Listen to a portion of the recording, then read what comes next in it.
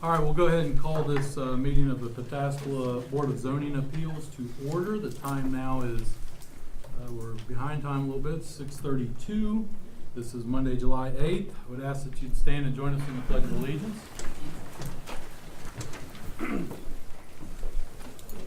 I pledge allegiance to the flag of the United States of America and to the republic for which it stands, one nation, under God, indivisible, with liberty and justice for all.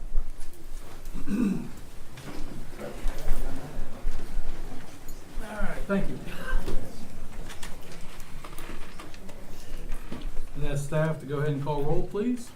Mr. Ashcraft? Present. Mr. Howe? Here. Mr. Platt? Here. Ms. Rodeback? Here. We do have a quorum. This is a 5-member board. Normally, we have 4 members seated, so we will proceed. This evening, we don't have an absences, whatever. We don't have a vacant or a missing absent member. We actually had a member that had to resign since the last meeting.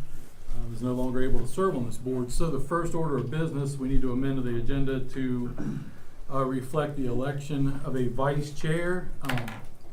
As chair, I did kind of think through who would do this. I know TJ's done it before. Bruce is just chomping at the bit to serve as chair and vice chair, I know. But Alan also indicated an interest in doing it, serving as the vice chair. So if there's no other thoughts from the board, I would nominate Alan Howe to serve as vice chair if he'd be willing to do so. I'll second it. Okay, we have a nomination. Are there any other nominations?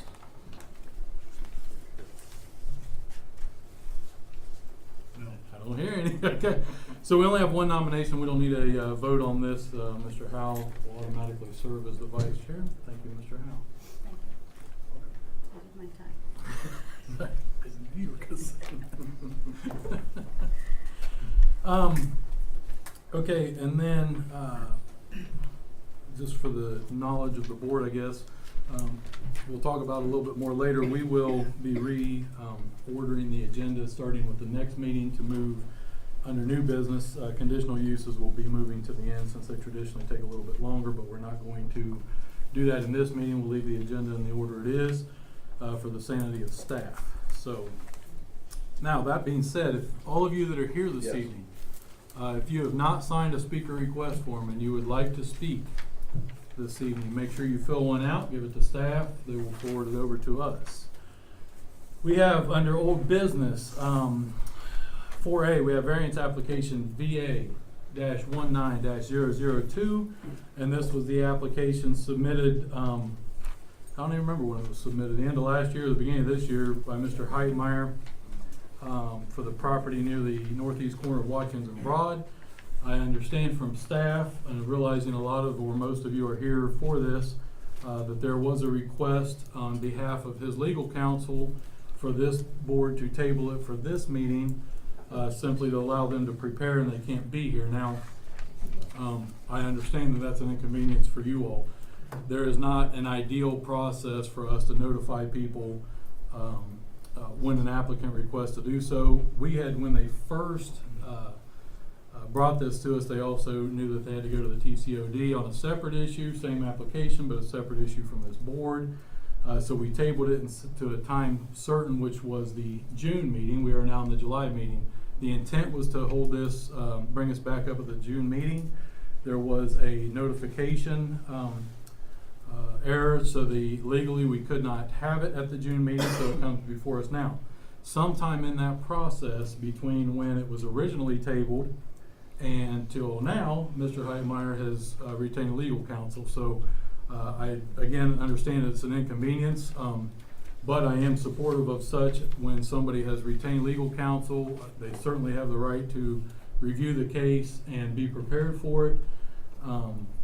We have also received some correspondence that will need forwarded on. I will tell you that all of these meetings are recorded, so their legal counsel and any applicant will be able to listen to the recording and know what was going on. So I guess we have two issues before the board tonight on this variance application. A, does the board wish to entertain tabling it until the August meeting? And second, if so, do you wish to allow testimony tonight? Or would we rather hold off on testimony to where the applicant and or their attorney can be here to respond to it? I guess that's one thought, and we could certainly ask the attendees if they wish to provide any testimony. I'm always willing, I will tell you all, to listen to testimony. The downside to that is the applicant's not here to respond or hear it, so it's, I guess, up to you all, if this board wants to entertain it. Any thoughts? Anybody have a thought on that? Well, I guess on both issues. I think anyone that takes the time to come here should have the opportunity if they want. I mean, Okay. we would also give them that opportunity if we table it when we do listen to the case next month. But Okay. if they want to, I think they should have the opportunity to speak. I think that's a very good point. Okay, Mr. Ashcraft, agree?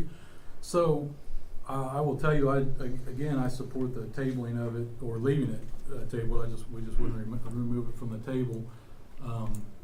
Let me ask the audience, is there anybody that feels the need to go ahead and present evidence, testimony tonight, as opposed to holding it at the next meeting? Okay, so we've got a couple, so we will, then I think what the board should do is go ahead and remove it from the table, hear whatever evidence testimony there is, and then decide if we want to retable it afterwards. So, okay, so we will go ahead and on variance application VA-19-0002, I would entertain a motion to remove it from the table. So moved. I have a motion. Is there a second? Second. A second. Is there discussion? Roll call, please. Ms. Rotoback? Yes. Mr. Platt? Yes. Mr. Ashcraft? Yes. Mr. Howe? Yes. Okay, we always start with staff. Is there any updates you wish to provide on this? Any additional staff report information? Anything you'd like the board to know? Nothing at this time. Okay, thank you. There was a couple of hands that went up. If you filled out a speaker request form, who wants to go first? I saw a couple over here. Anybody? And you filled out a form? I did. Did Okay. you want to go through the rules of engagement? Yeah, that's a good point. I appreciate that. I guess probably most of you have been here before. We normally kind of give a brief overview of how these meetings work. This is a quasi-judicial board. These are legal proceedings. This is a hearing. It is recorded and it can be appealed in the Court of Common Pleas, so be aware of that. For process of the meeting, you are allowed to speak. You are allowed to give evidence and testimony. It goes to this board. It's to be addressed to the board, not the members of the audience, not arguing, not anything with staff, anything like that, or you will be asked to leave. The important thing of that is the evidence and testimony applicable to the application that was submitted, not comments, not opinions, not my dog does his business or my neighbor's dog does it in my yard and I'm mad or anything like that. Okay, comments and things like that are not for this board to consider. So that being said, this gentleman wants to be the first. I apologize, it's been a few months, I don't remember your name. Well, that's okay. Name is Drew Clark. Okay, if you could turn and be sworn in.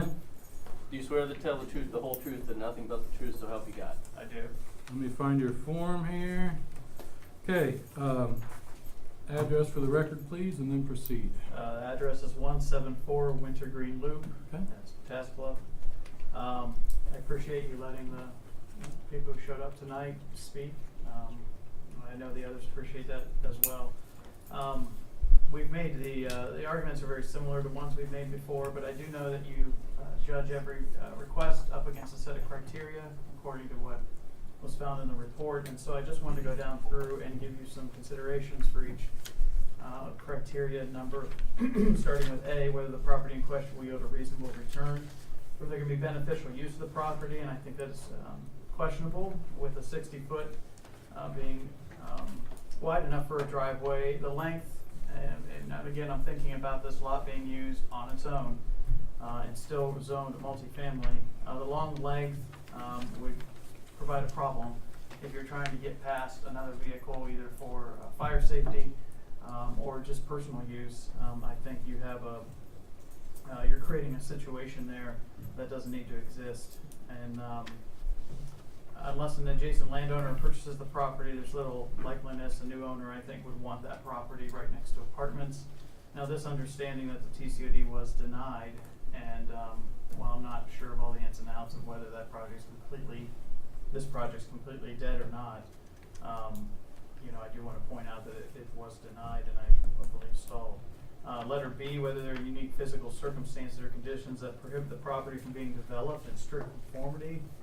No, the property can be developed as planned without the variance. The plans that were presented were just for the 4 acres. Doing some research, there is a fairly sizable wetlands on that 2 acres, and that cannot be developed. Letter C, whether the variance request is substantial, and I think others will point out it's never been done on Watkins Road. There is a 90-foot segment for all the property, and this definitely would be in against what is there now, which is single-family homes. And I think that's the big theme, is that single-family homes belong on Watkins Road. Number D, whether the essential character of the neighborhood would be substantially altered, or that they would suffer a detriment. I think absolutely. The simple building of apartments, which has been discussed at the Planning and Zoning Commission at length, and I know here too, back in January, February, changes the essential character of that neighborhood, which has been there for quite some time. Number E, whether the variance if granted will substantially or permanently impair the appropriate use or development of adjacent property. I think yes, an attempted multifamily build on a piece of 2-acre property would greatly affect the neighbors in a negative way. I'm obviously not a architect or builder, but having a sizable wetlands on that 2 acres, it's still multifamily after the split. I think you have a lot of challenges to use that in the way that it's zoned for, and it doesn't make sense at all. Number G, whether the variance if granted would adversely affect the delivery of government services, possibly. Again, the small, long driveway is of concern that you would have to have coming out onto the county road of Watkins. H, whether the property owner purchased the subject property without knowledge. There is no zoning restriction keeping the owner from building. And again, to point out that Jason Heitmeyer does not currently own the property. Anyway, the wetlands alone prohibit this, and the plans to use the 4 acres are most likely due to the wetlands. And then I, whether the property owner's predicament can be obviated through some other method than the variance. I've been to every meeting, and the reason for splitting was to do something nice for the community. While I think that's honorable, I don't think that's necessarily the truth. Frankly, looking at the plans again, the wetlands cannot be used. This is a kind of a chunk of property on this view that is unusable. I think the plans as presented can be built without the variance. This is only to allow the builder to shed land that's unusable to this particular project. And I haven't heard any testimony or evidence that that is the case otherwise. This frankly will leave the city with a really odd lot, zone multifamily. And while you probably could put something multifamily on there with the wetlands, you've got the narrow driveway, you're also now putting traffic for multifamily between a kennel and houses. I think we're putting ourselves in a really bad spot with a really odd shape of land still zoned multifamily. If it was zoned differently, it might make sense. But zone multifamily, I don't think it does. And again, the project can still happen without the lot split. And they can't build on the land anyway because of the wetlands. And K, whether the spirit and intent behind the zoning requirement would be observed. Again, the variance serves no purpose that I could see other than to make the development more potentially profitable by shedding that unused acres. So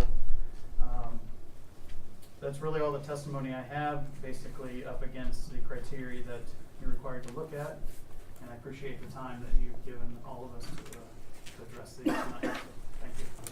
Thank you. Any questions from Mr. Clark for the speaker? Any questions from staff? No, sir. Thank you, sir. Thanks. Anyone else wishes to speak tonight?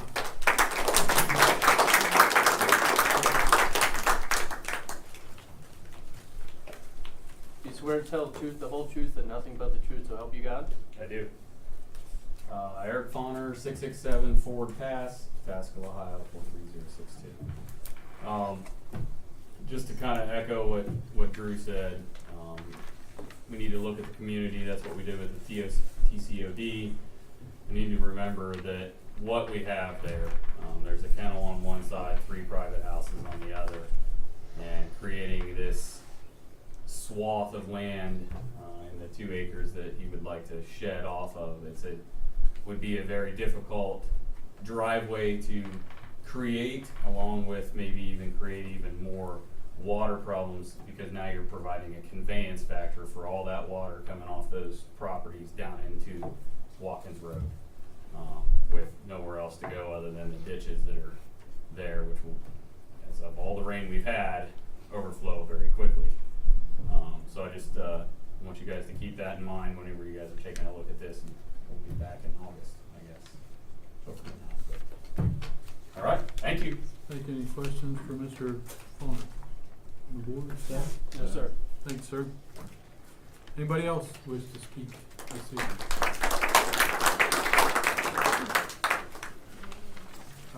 I will say too, if you have duplicate testimony, feel free to just stand up and say, I agree with what he said, or something like that.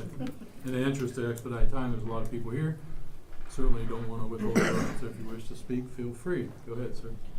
You swear to tell the truth, the whole truth, and nothing but the truth, so help you God? I do. I'm Tim Barrett. My address is 575 Richmond Drive, Pasco, Ohio. We own property in the Jefferson Meadow condominium, and ours is directly east of and adjacent to that lower 4-point-some-odd acres. So what I want to begin with saying is that it certainly seemed to me the whole reason for requesting this variance is to be able to ultimately move forward with building on those lower 4-point-some-odd acres.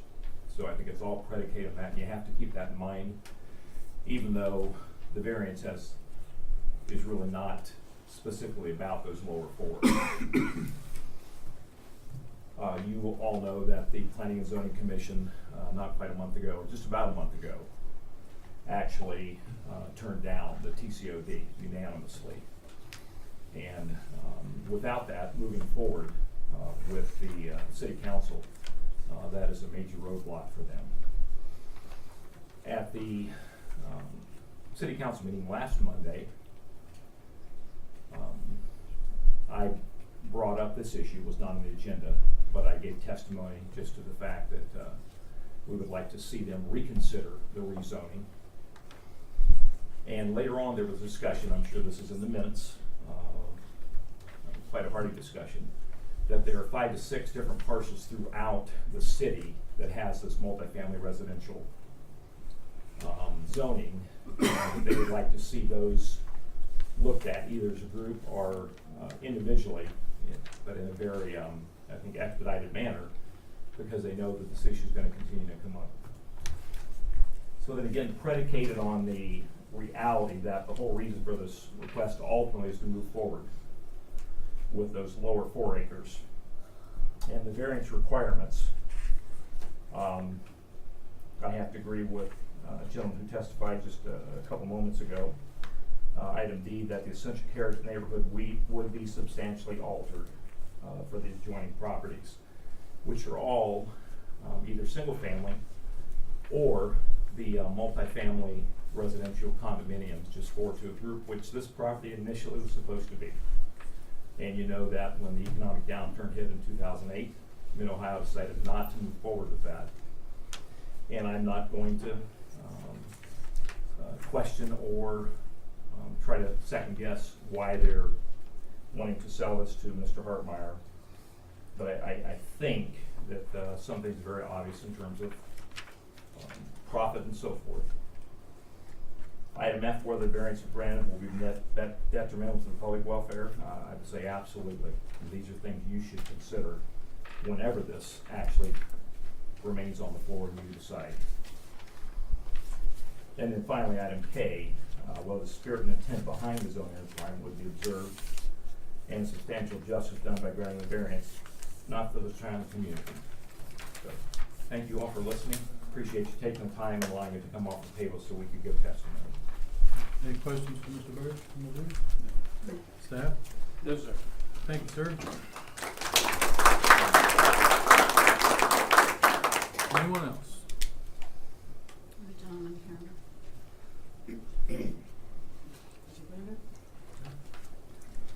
We could turn to staff and be sworn in, please. Do you swear to tell the truth, the whole truth, and nothing but the truth, so help you God? I do.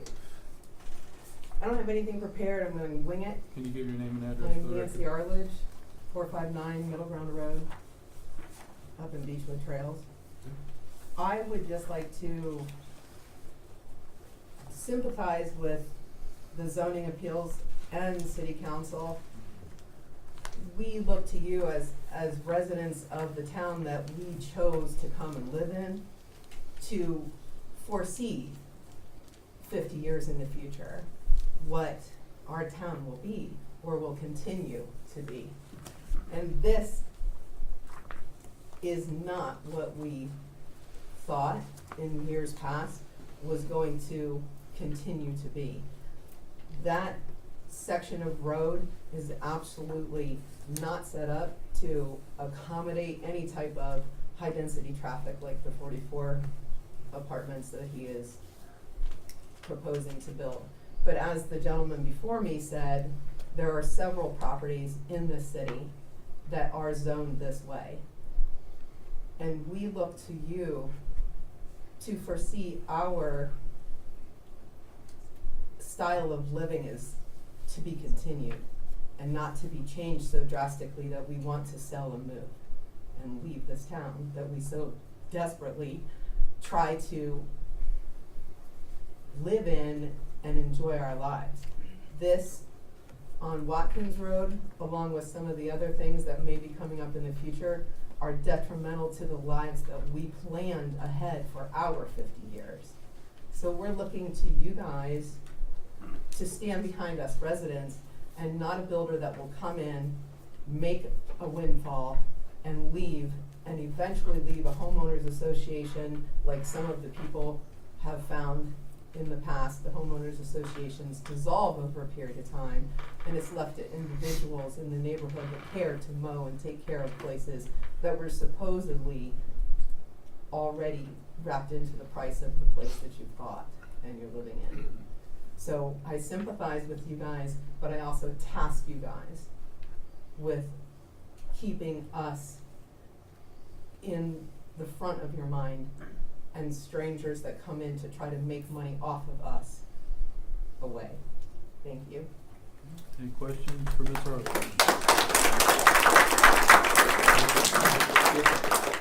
Thank you, Ms. Arledge. Anybody else? Mr. Sunderman.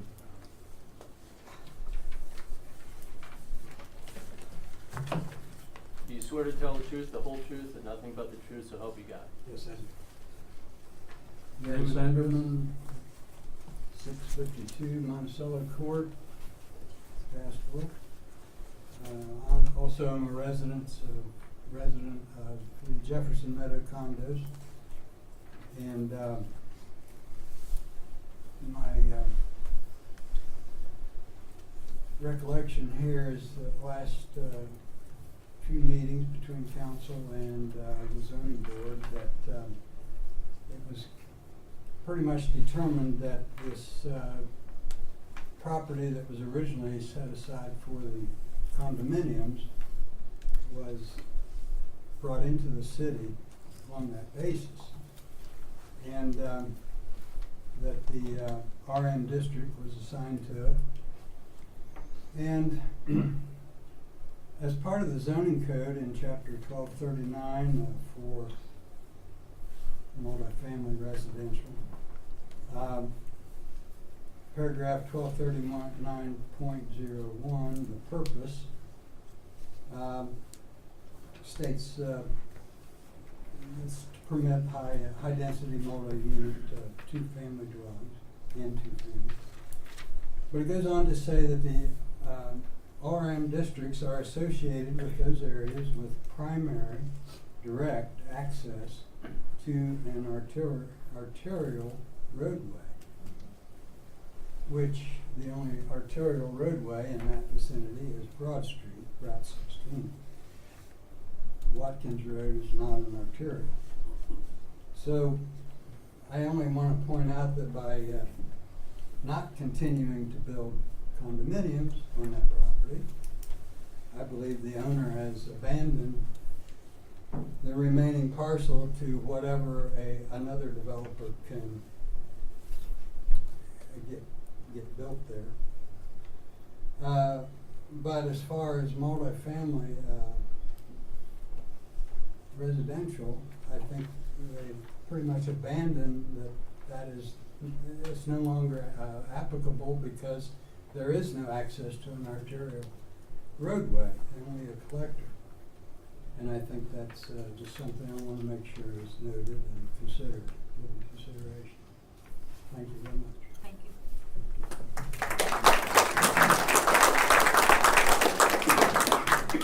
Any questions for Mr. Sunderman?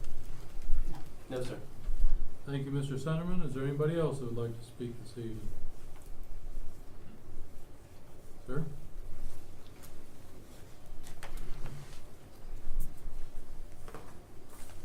Your turn to be sworn in. Do you swear to tell the truth, the whole truth, and nothing but the truth, so help you God? I do.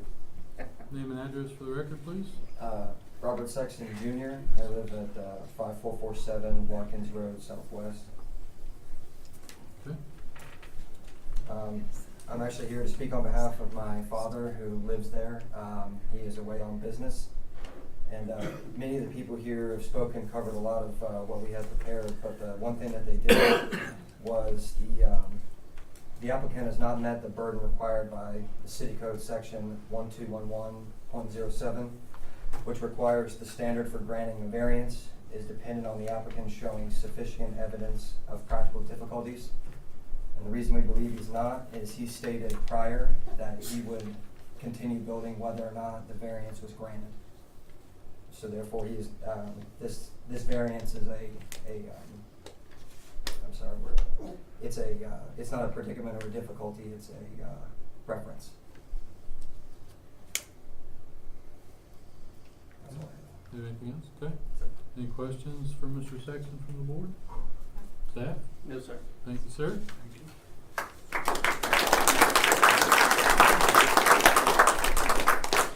Anybody else? Going once? Going twice? Okay. As I stated when we opened up, there has been a request by the applicant's legal counsel for this to be tabled this evening. As I stated before, I am in support of that, although I am aware of the inconvenience and I'm not a fan of that. Also have to be, this board has to be cognizant of legal issues and things that way. So I would recommend that this board table this to the August 12? August meeting. We believe to be the 12th. And I would ask staff to reach out to Ms. Klima and Mr. Heitmeyer and encourage them to get here. This board would like to move forward with this. So, is there anything else from the board? Could we have an inventory of requests for multi-residential in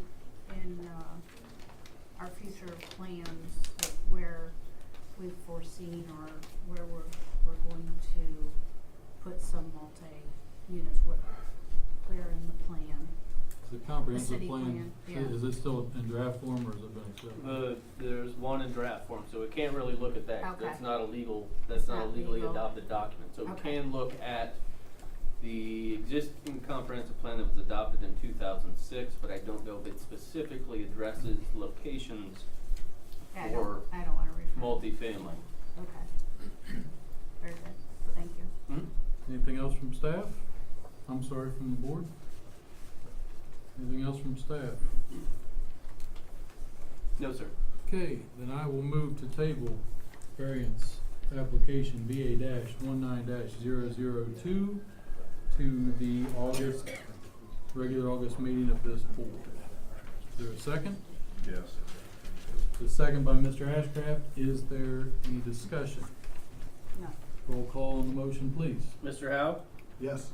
Mr. Ashcraft? Yes. Ms. Rodeback? Yes. Mr. Platt? Yes. This application will stand tabled until the regular August meeting. You all that are here for this one are certainly welcome to stay. These meetings aren't that exciting, so we will give you a couple minutes to exit. Thank you. Have a good evening, you all.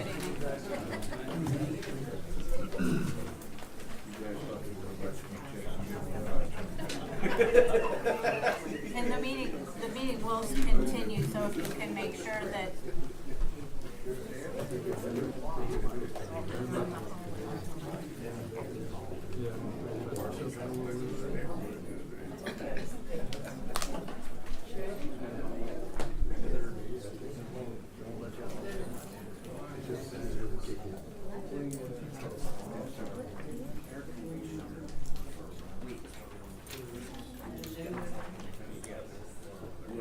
Okay, we will move on to letter B on our agenda. This is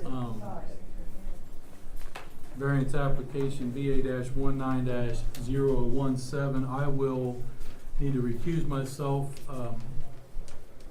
from this application as I am conflicted out. I live a couple doors down from this. So for this application specifically, I would turn the meeting over to the vice chair, and I will join in the audience. Okay, thank you. So I think first of all, we would need a motion to take it off the table. That's correct. Okay. Do I have any motion on that? I'd make a motion. Second. Okay. Mr. Rodenbeck made the motion. Mr. Ashcraft seconded. Roll call. Ms. Rodeback? Yes. Mr. Ashcraft? Yes. Mr. Howe? Yes. Thank you. So, staff, when we had tabled this last month, we had a couple items that we were looking for. Could you maybe give us an update on where we're at on? Yep.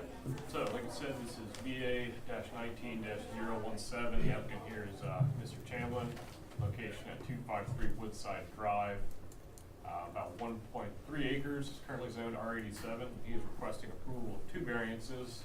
First one being to allow for the construction of a residence that would fail to meet the required front yard setback, and the second for the side yard setback. So all the information up here is from the previous hearing. I won't dwell on it too much, but it's here just for reference. So we'll just skip to the updated section.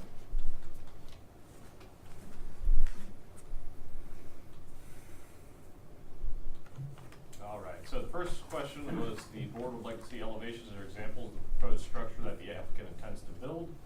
And the second was an opinion from legal counsel in regards to whether or not an application can be denied on the basis of prior to current zoning violations. So, for the first one, the applicant has provided a few examples of the ideas they have for the proposed structure.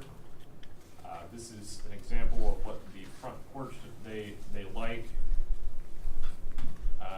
This is an example of the color scheme that they were thinking about going with, sort of like a green and brown. This is a sample front elevation that was sent to us. And this is a sample of the north side elevation you can see with the garage door, regular door to the right here. So as for response from legal counsel, we contacted them and their determination was no, an application cannot be denied based on current zoning violations. They added that the BZA should essentially view everything within a vacuum and decisions should be based on the request of the applicant and the information presented to them. The city has separate channels for enforcement of property maintenance codes in which these are addressed. And again, just previous information from the last meeting. And if you have any questions, I'd be happy to answer. Any questions for Seth? No. Okay, thank you. I guess we can see as the applicant here, want to give us more testimony? Do you swear to tell the truth, the whole truth, and nothing but the truth, so help you God? Yes, sir. I don't have any more testimony, but if you guys have any questions about the elevations or anything, Have you contacted, or are you working with an architect or contractor at this point? So I have been looking at a couple of people to build the barn dominium. I have not made any payments or anything to anybody to get actual plans for it, if that's what you're looking for. But we know 2 people that we wanna go with. Yes. Could you go back to the photo, Which one? not the elevations, so No. which side would be pointing towards the road and which side would be pointing towards the back of the property? So it would actually be, so like where those garage doors are, the garage door will be on the north side of the house. But the front of the house, we're gonna make it look like, you know, it's The gonna be a front side load porch garage. area. It'll be a front porch area, yes ma'am. So like the first picture, not like that. And- But without, it won't have the double doors on But it will be on a basement, cause you're not gonna So we'll have partial slab, partial basement. Cause that front portion we're gonna use for a garage, we'll have a 60x30 garage on the front for the equipment and stuff that we talked about last time. Does the setback include the porch, or is that? Yes, it includes the porch, yes ma'am. And I know there was a question about, you know, aesthetics, like with, if it was gonna look commercial or anything like that. I mean, that kinda shows, you know, what it will end up looking like, but also we have about 8 mature trees that cover up quite a bit of the current house that sits there, and then we've got 3 young trees there too. I do have pictures of those if you'd like to see. Just to be clear on that picture, is that something that's photoshopped on your property, or is that just another? No, that's just an example of how we want the front to go.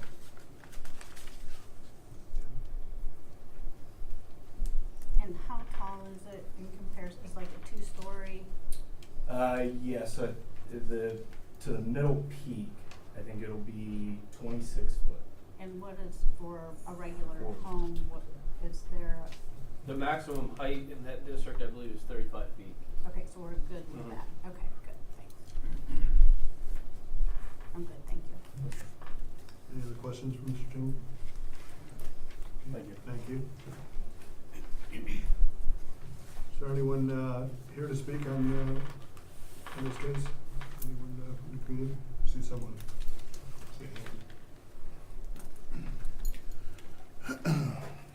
Do you swear to tell the truth, the whole truth, and nothing but the truth to help you God? I do. Jonathan Crum, 227 Woodside Drive, Southwest, Pataskala, Ohio. Well, with regards that were already answered about the current zoning violations and a permit being granted, just want to bring up that at the June meeting, he had stated that the vehicles had only been there since 2018. But the vehicles were moved, and he had to have had previous violations because he had to move vehicles before. But I have documented photos timestamped with, there's 2015, June 14th, where all the vehicles were parked in the driveway. They didn't just mysteriously appear in 2018. Thank you.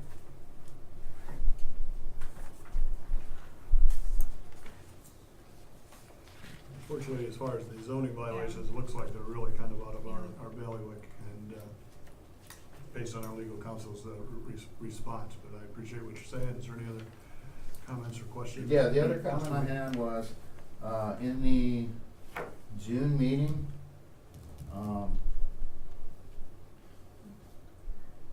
there were 3 other cases seen before we got to the 227, or before we got next door to Matt's property. And I just found it curious, or I found it odd, that nobody on the council asked the 3 previous people if they had served in the military. When Matt got up, Ms. Roderick asked if he served in the military.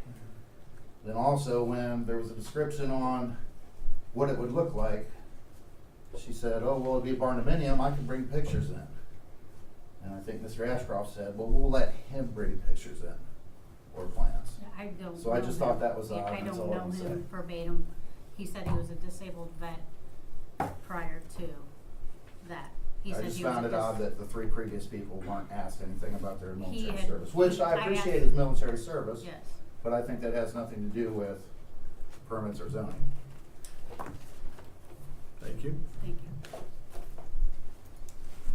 Do we have any other, do I see a hand?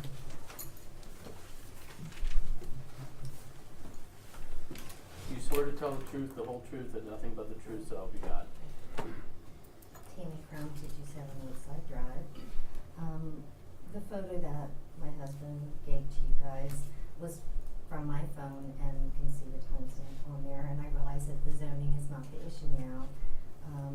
But because there are issues that seem to be lied about in the past, we wanted to show you that this was lied about too. This was, and the June 2015 photo wasn't even when they were first brought there. They had been, the equipment had been sitting there for quite a bit of time before those photos had been taken. And it was shortly after that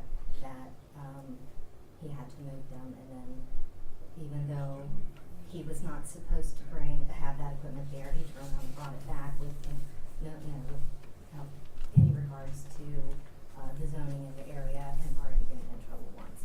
So that kind of brings me to where some of my other issues are, because if you have seen the pictures, he's saying that he's going to build something, he's going to tear that down and build it, but yet he has trees that he's cut down all over the property that have not been picked up, that now are causing carpenter ants to come into our house. There's just, it doesn't get mowed, it doesn't. So my problem is if he's gonna have something built there, what are we gonna endure during the time that's being built? When it's tore down, what's happening to all the stuff that's been torn down? Who's hauling it out? Where is it going? Is it just gonna sit in the yard like everything else? Or is there a company coming in? Because he said at the last meeting that he was broke, so where is the money coming from to build this barn dominium anyway?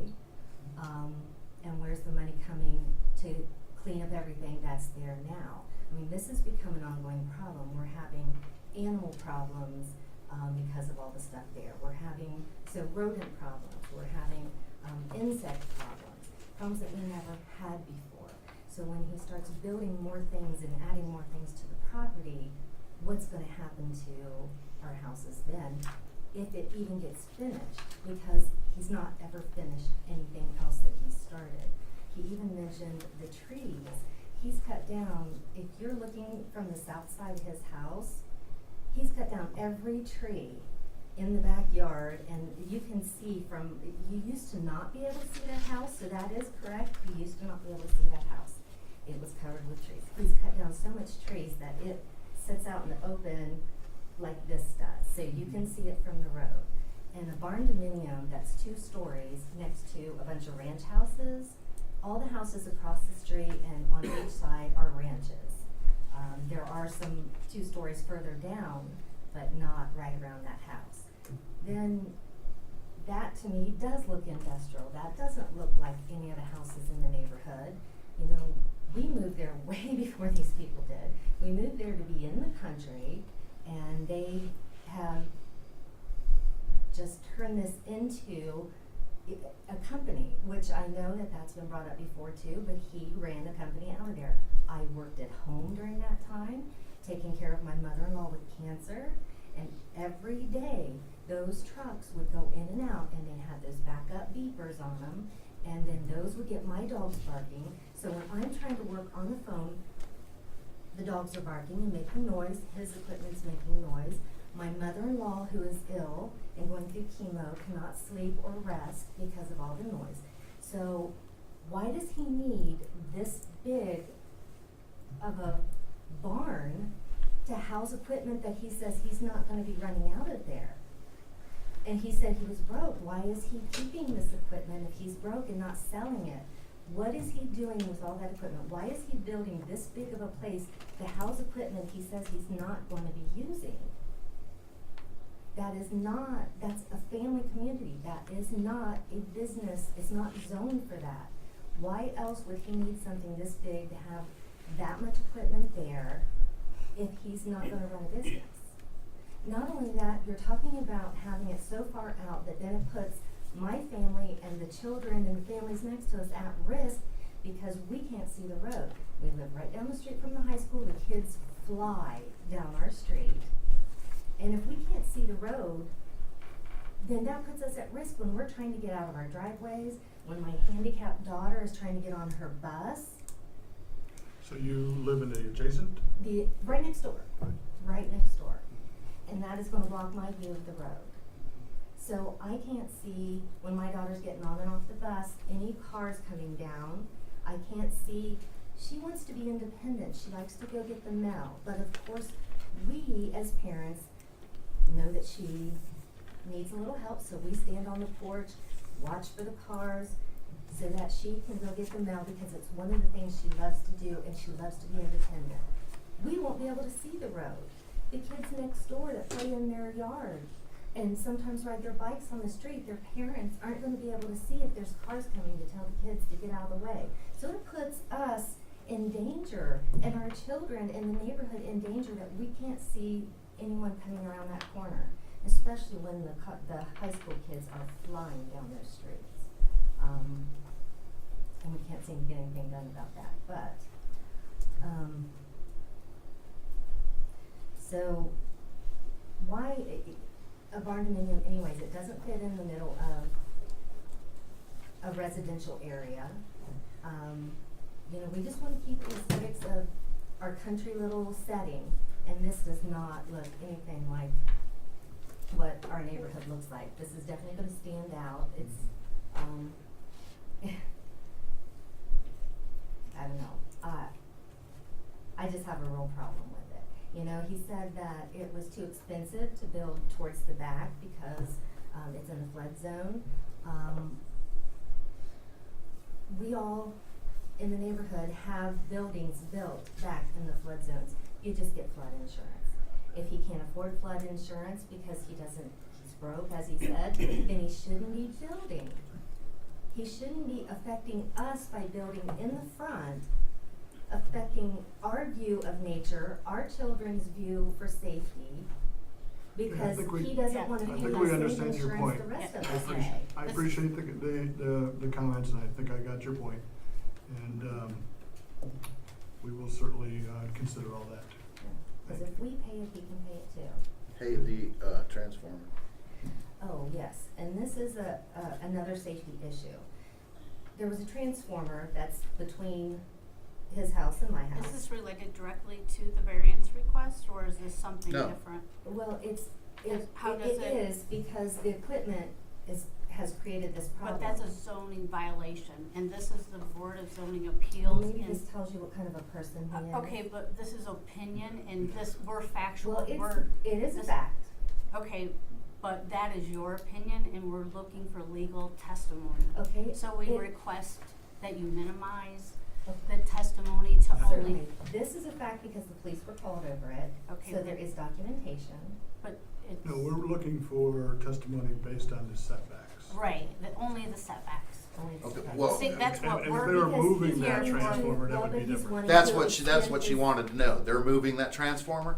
No, I was saying if it was about moving that transformer, then it would have some. Well, but That's he's then it what would she's have some talking about. validity. Well, Yeah, it because it he's isn't what- about moving the transformer. But he's widening the driveway. And putting a barn dominium in front of it, which means Yeah. If we could Which just They would is- have no way to get one to at it. a time if we Yeah, could. that's okay. Yeah. Which restricts, because we've already had an issue, that caught fire, he refused to move any of the equipment and the gasoline tanks that were blocking it for the fire department and the electric company to get back there to do what they needed to do. So now he's talking about widening the driveway even more, which brings it right over to the edge of my property line. And so then he's going to bring, the building over further too, from the way I understood it, unless I misread that. So then that's there limiting again any access. And his they have to go through his driveway. He's putting up a fence too, blocking the entrance into that driveway. They have to go through his driveway to get to it because my property dips down and is wet and they cannot get to it through my property. So it's now limiting them having access to the electric that affects all of us in the neighborhood as well. Okay, Thank you. thank you. Was there anything else?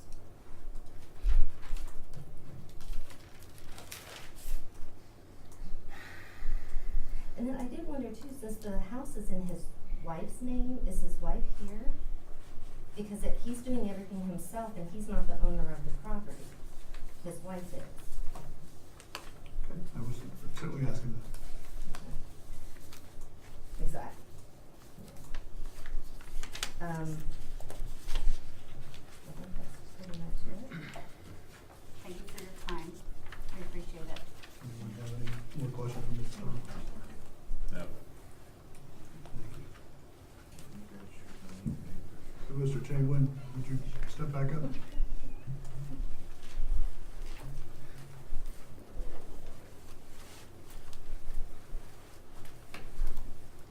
And just wanted to see, get your feedback on that setback and the, you know, how, based on her comments, what your feedback is.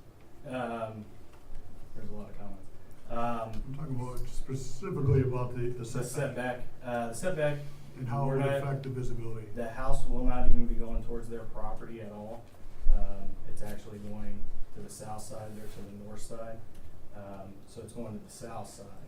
That's Mr. Perry, he gave me a letter to give you guys. Did that last month. What is the setback again from the front, from the road? So, we're like,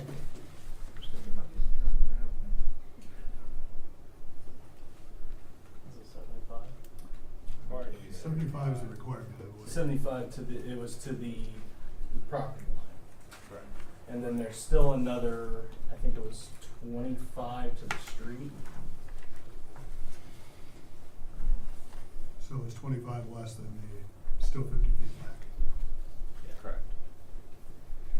So if you'd like to see the pictures of the trees that I have, it will not even be passing the trees that are in the front of the house. So if you No, like. we're not addressing the Yeah, trees in it's- this case, so Okay. unfortunately, that really doesn't make a difference.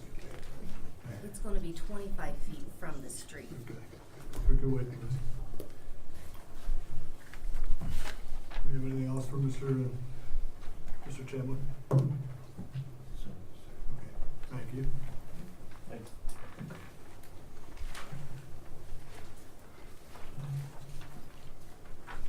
Good.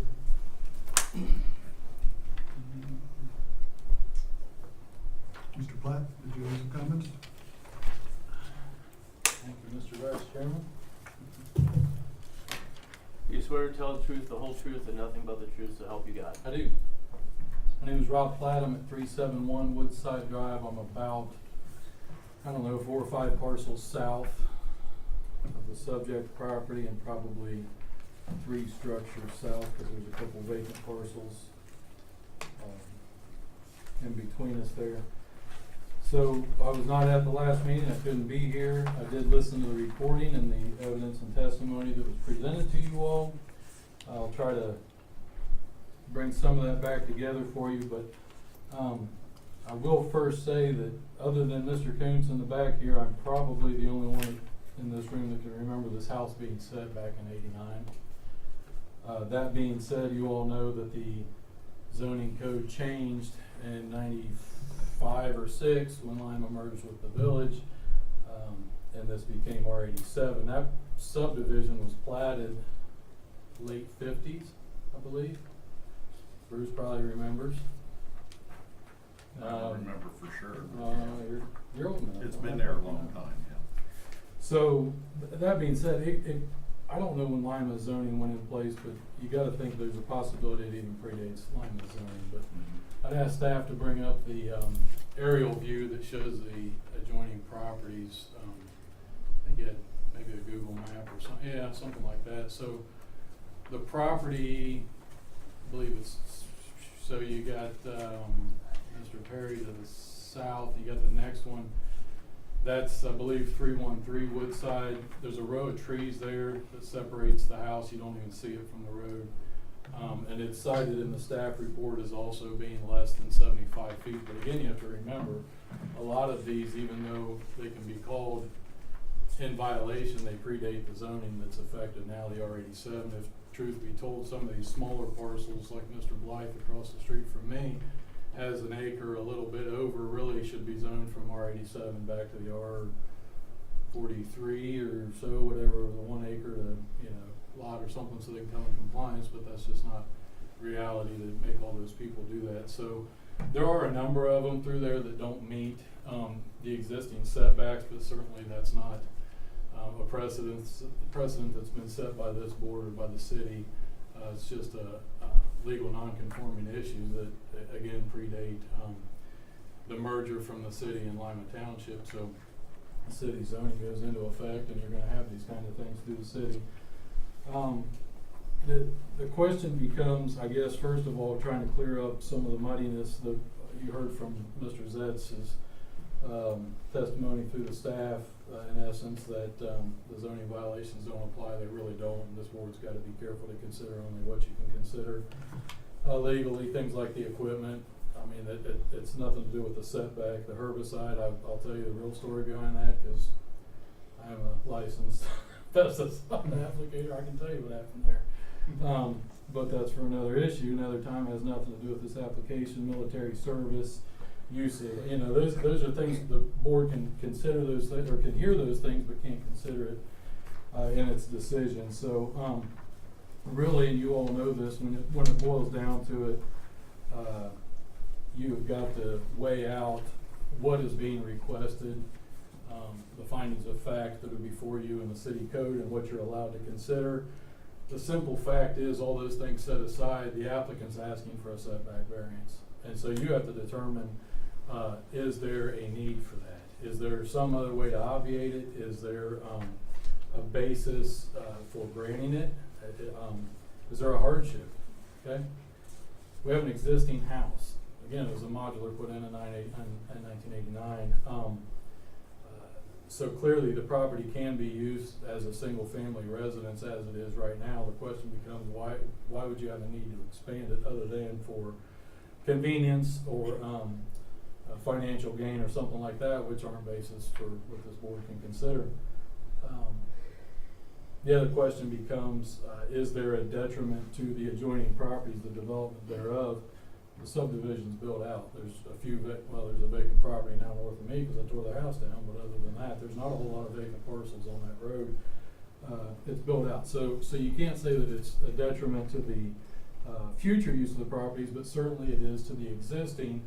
I know I read in the staff report there was a letter submitted, I believe, assumed by Mr. Perry. It said the parcel to the south, that he didn't have an issue with it. That's great, but Mr. Perry's not the only neighbor there, and so you've got the people across the street, you've got the next parcel to the south. Everybody in that immediate area is affected by whatever variance this board would decide to grant. Additionally, you've got to separate out the use. Barn dominium, it doesn't matter if he's building a hotel, it doesn't matter if it's gold plated. The use of the property and with the structure, doesn't matter if he puts a pink roof on it. The fact is, he's asking for a setback variance. He wants to move it 25 foot closer, so we'd be 50 foot from the right of way. There's a couple through there, but again, we don't have a precedent to grant this. There's no need to. So the question before you all becomes the reduction of the side yard setbacks, the reduction of the front yard setback. Is there no other way for him to obviate that? Yes, there is. He could rebuild what's there.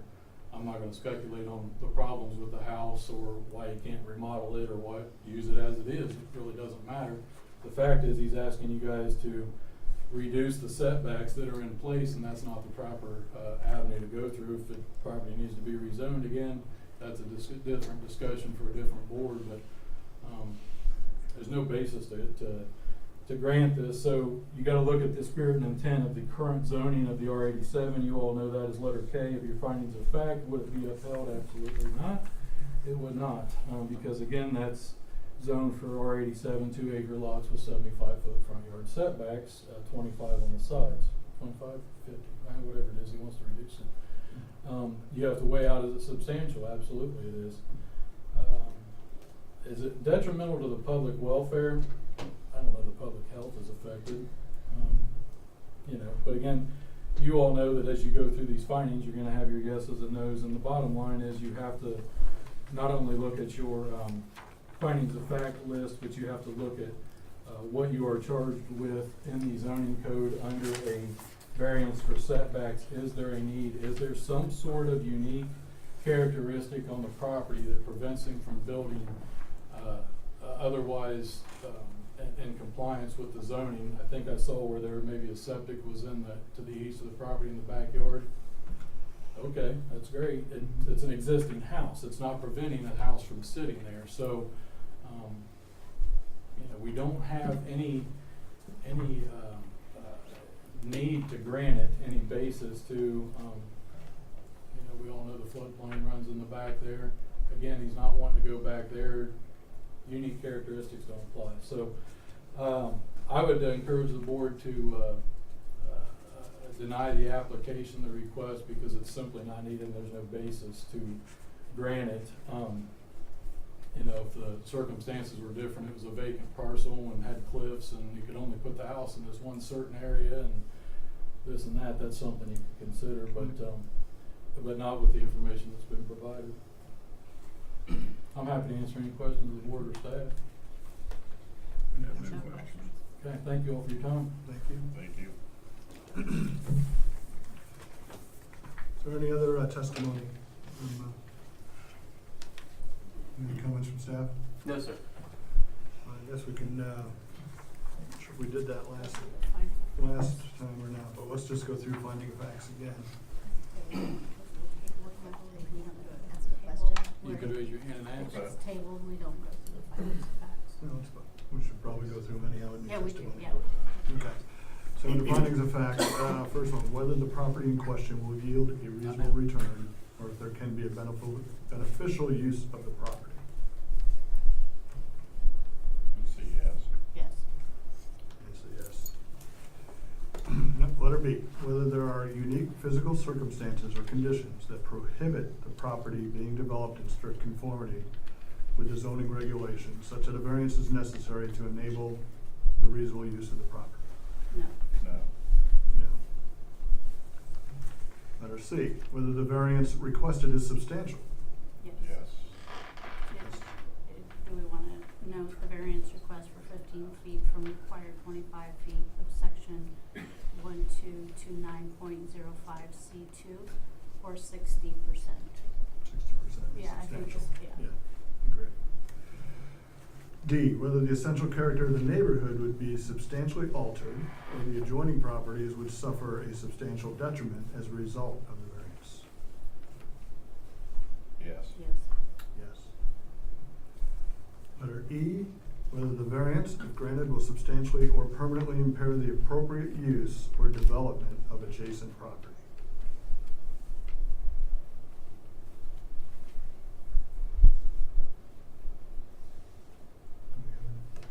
I would say no on that. Yeah, It's not because saying he that. said Not there were right. some others that were in grandfathered in, so no. Well, it's not gonna impair the It's not. appropriate use of an adjacent property. Right. No? No. Mr. Ashcraft? No. Okay, letter F, whether the variance if granted will be detrimental to the public welfare. No. Whether the variant, and letter G, whether the variance if granted would adversely affect the delivery of government services. No. No. Letter H, whether the property owner purchased the subject property with knowledge of zoning restriction. It hasn't been purchased, it wasn't purchased by the person in question, so I don't know that we can answer that one. I'm not sure it's really applicable anyhow, Yeah. but it looks to me like no, because if they purchased it, it would be with the house as is. Right. Right. No. So No. I'm gonna put no on that. Right. And letter I, whether the property owner's predicament can be obviated through some other method, other than the variance. Letter J, whether the variance, if granted, will represent the minimum variance that will afford relief and represent the least modification possible of the requirement in question.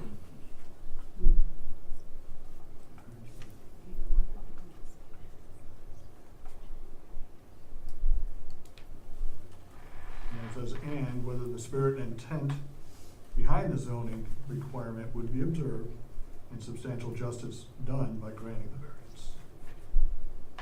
So with that and, I would say no. I agree, no.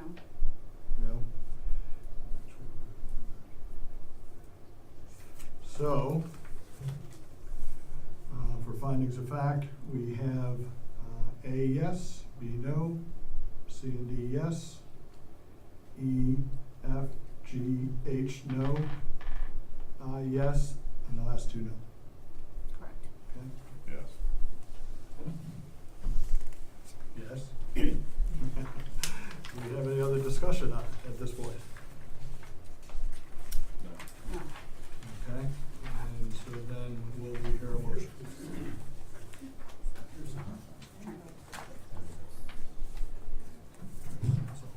I move to approve variance from section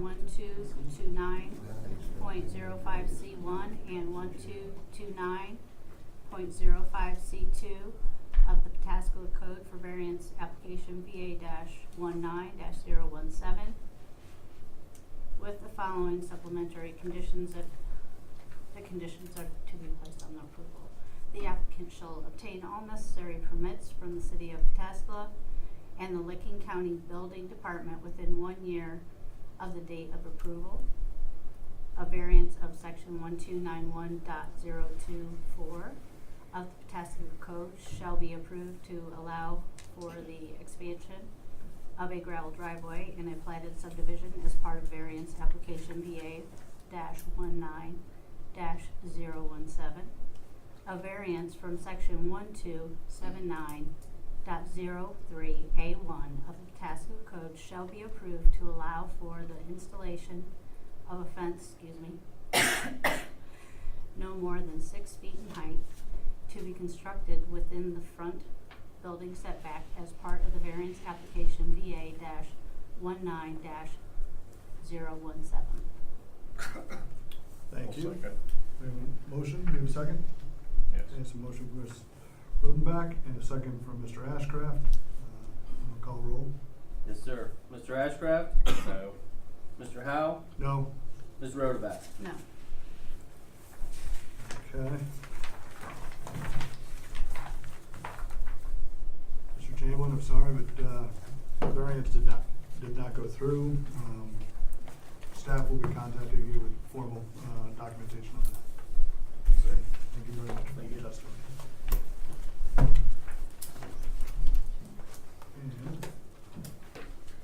And with that, anything else on that? No, sir. Okay, so with that, I will turn it back over to our chair. Those that are here for that issue, you're welcome to stay if you like. But again, all that, thank you.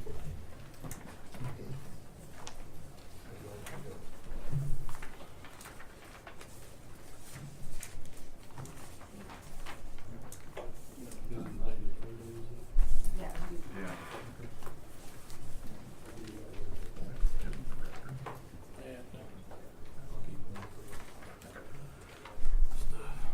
Okay, so we will,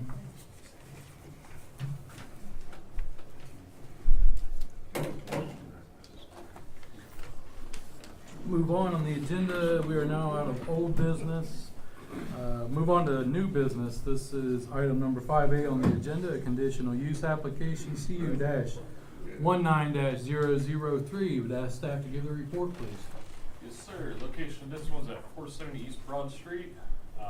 Acreage is 5.44. It's currently zoned GB General Business, and the applicant is requesting approval of conditional use pursuant to Section 12-1504 of the Pataskala Code for a tobacco store, which is the NAICS Code 453991, which is a conditional use in the GB General Business District.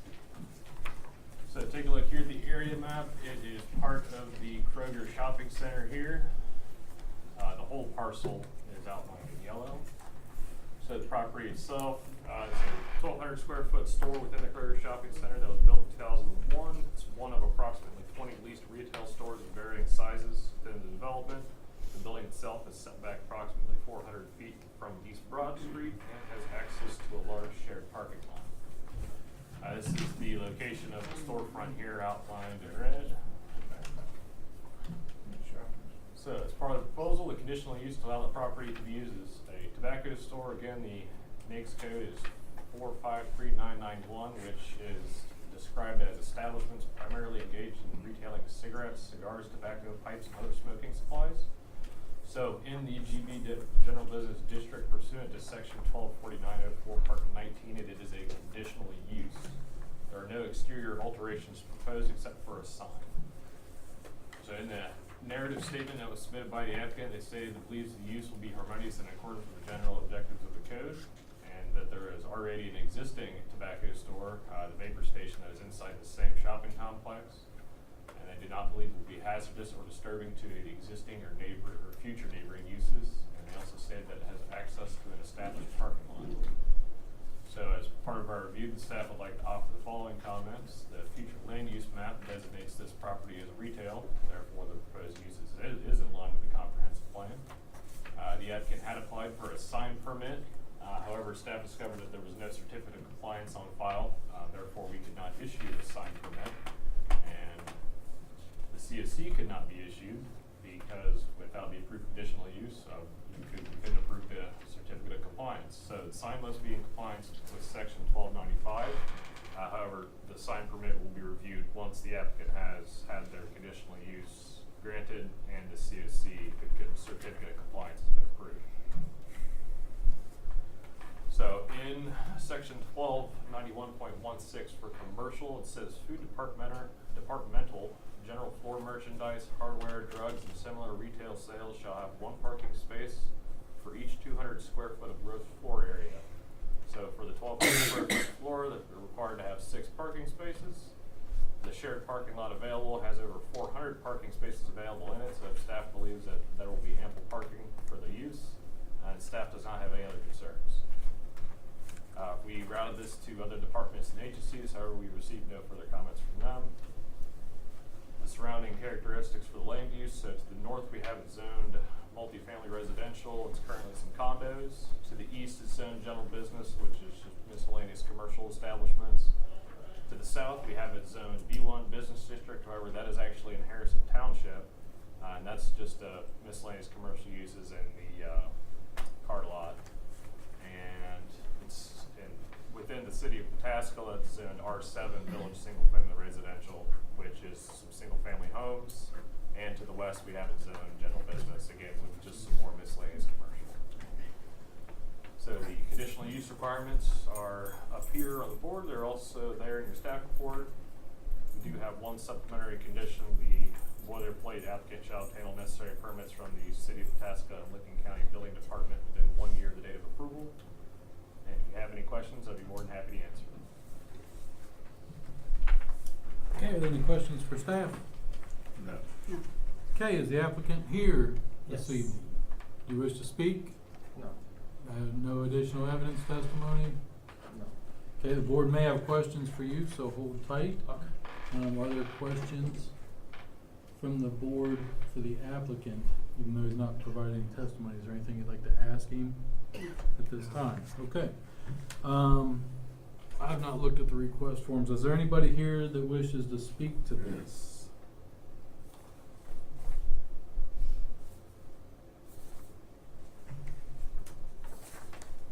Nobody. Okay.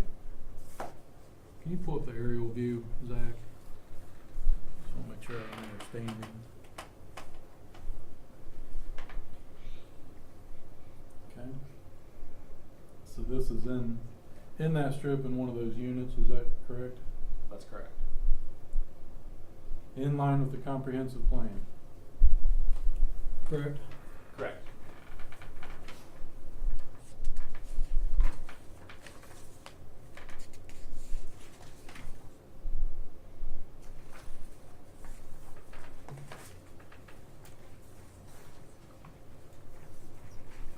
maybe I missed it, was there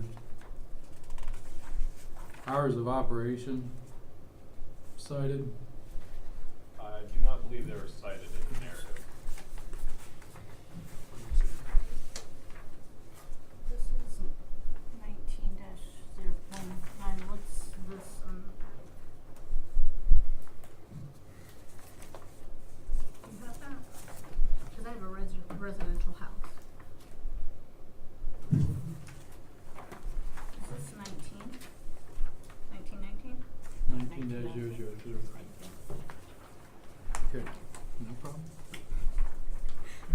That makes it different. At least you know I'm paying attention, right? Yeah. Okay, good. The staff recommend any conditions being put on this other than what you've provided to us, necessary permits? Do we have a lighting issue? We have a lot of standard issues with conditional uses. Is there anything you can think of this board should be considering? As this isn't a standalone business, and this is just going from, there's an empty retail space that someone moved out of that they're moving in, essentially all those criteria would be met with the construction of the shopping center. Okay. We've not received any feedback from adjoining properties that would have required received notice? That's correct. Okay. Any questions from the board?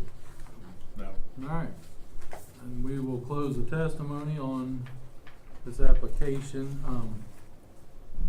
These findings of fact are slightly different than the other ones, but we'll run through them. This is, let me find it. Here we go.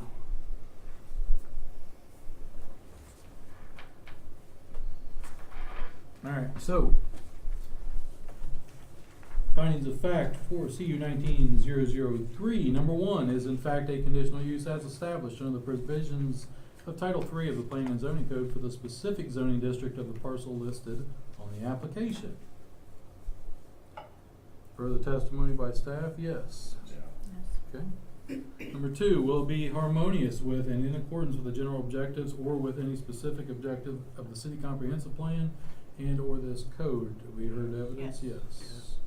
Number 3, will be designed, constructed, operated, and maintained so as to be harmonious in appearance with the existing or intended character of the general vicinity, and that such use will not change the essential character of the same.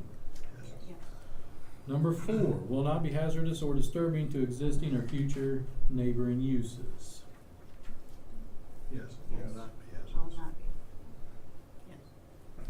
Will be served adequately by essential public facilities and services such as highway, streets, police, and fire protection, drainage structures, refuse disposal, water and sewers, and schools.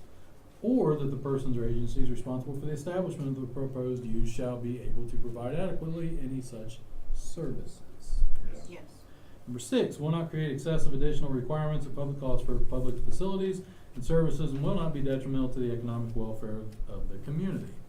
Yes. Yes. Number 7, will not involve uses, activities, processes, materials, and equipment, and conditions of our operations that will be detrimental to any person's property or the general welfare, including, but not limited to, excessive production of traffic noise, smoke, fumes, glare, odor, potential for explosion, and air or water pollution. Yes. Number 8, will have vehicular approaches to the property which shall be so designed as to not create an interference with traffic or surrounding public thoroughfares. Yes. Finally, number 9, will not result in destruction, loss, or damage of a natural, scenic, or historic feature of major importance. It will not. Okay, So yes. so Trying to- Scott and Jack, we have yeses for all of numbers 1 through 9 on our findings of fact. Any other discussion from the board? Entertain a motion from the board as to this application. Yeah, I move to approve a conditional use pursuant to section 1249.0419 of the Pasco Code for application CU 19-003, with the one condition, the applicant and that condition is the applicant shall obtain all necessary permits from the city of Pataskala and the Licking County Building Department within 1 year of the date of approval. I have a motion, is there a second? Second? Second by TJ. Is there any discussion on the motion?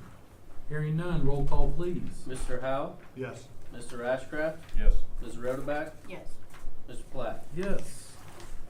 Congratulations, sir. Your application has been approved. Staff will follow up with you in a couple days Thank you. on your next steps. Thank you. We are on to letter B, under new business. This is variance application VA-19-018. Would ask staff to present their report, please. Will do. The applicant is Russell Howe. The owner is Ryan Durbin. The location is 332 Edenderry Drive in Pataskla, 2.26 acres in size, zoned R87. They are requesting approval of variance from section 1221.05D1 of the Pataskla Code to allow an accessory building to be located in front of the principal structure. So here's the property in question here, outlined in yellow. This is Edenderry, this is Edenderry Lane, right here. So the property as mentioned is 2.21 acres in size. It currently contains a two-story single-family home, about 2,600 square feet. The home is set back approximately 100 feet from the front property line and accesses each lane with a concrete driveway with an existing turnaround to the east. Which, we see the concrete driveway here, and this is the existing turnaround mentioned in the report. So the applicant is proposing to construct an accessory building that will be located in front of the principal structure. The accessory building would be 28 feet by 50 feet, so about 1,400 square feet, detached garage at the existing driveway turnaround. Section 1221.05D1 says an accessory building shall be located even with or behind the front of a principal structure within the side or rear yard. So here is the site plan. North is to the right, so we see the existing driveway here, the turnaround is mentioned, and the new garage will be located here, approximately 73 feet from Edenderry Lane. Here's the elevations, the front and side. In the narrative, the proposed structure is to provide additional parking and storage space. The reason for the proposed location is to utilize the existing driveway turnaround. As I mentioned, 1221.05D1 says accessory structures have to be behind the principal structure in the side or rear yard. As I mentioned earlier, the primary structure is 100 feet from the front setback, and the proposed accessory building garage is within the front yard, approximately 73 feet from the front property line. And then on section 1221.05C2, accessory buildings on lots of 2 acres or more shall have a maximum height of 25 feet. No information or height was given on this, so staff would like to see proposed height on elevation plans with permitting with the zoning permit should the variance be approved, and a possible condition be added to address this issue. The proposed structure meets all other applicable requirements of the accessory building sections. The other departments and agencies have no comments. Surrounding properties all zoned R87. Everything except to the east, which has a farm field, has a single family home on the lot. Findings of fact. So here are some possible supplementary conditions should the board to choose to approve the application. The applicant shall obtain all necessary permits from the City of Pataskla and Licking County Building Department within 1 year of the date of approval. The applicant shall identify the height of the proposed structure on the elevation plans when applying for the accessory building permit. Aside from that, I'd be happy to answer any questions. Are there any questions for Mr. Fulton from the board? No. Can you just clarify, it's 73-foot setback for principal structure and already 775. Is there a setback minimum for In the front yard for accessory buildings, there is not. It just simply can't be in front of the... That is correct. Okay. I have no other questions. Is the applicant, Mr. Houck, are you here? I am. Do you Yes, wish sir. you wish to address the board? No, he pretty much said everything. He does a good job, doesn't he? He's a good man. I keep him. Okay, is there anything that the board has heard that you would like to ask the applicant? No. Is there anybody else here that would like to speak to this application? Going once, twice. Okay. All right. Yeah, probably. Sir, excuse me. Yes. Approximately 22 feet is the height on this. Okay. If you want to present that as testimony, you'll need to be sworn in. If not, I would encourage you to just list it on the application for the permit. We'll do that. Okay. Thank you, sir. If you give it to me. Assuming it's approved. Any other questions from the board? I have none. Okay, so we're back to findings of fact that I so much love to read. Or variance applications. These are now, we're back to letters A through K. So findings of fact for VA 19, or whichever one we're on, 0018, yep. Letter A, whether the property in question will yield a reasonable return or if there can be a beneficial use of the property without the variance. Yes.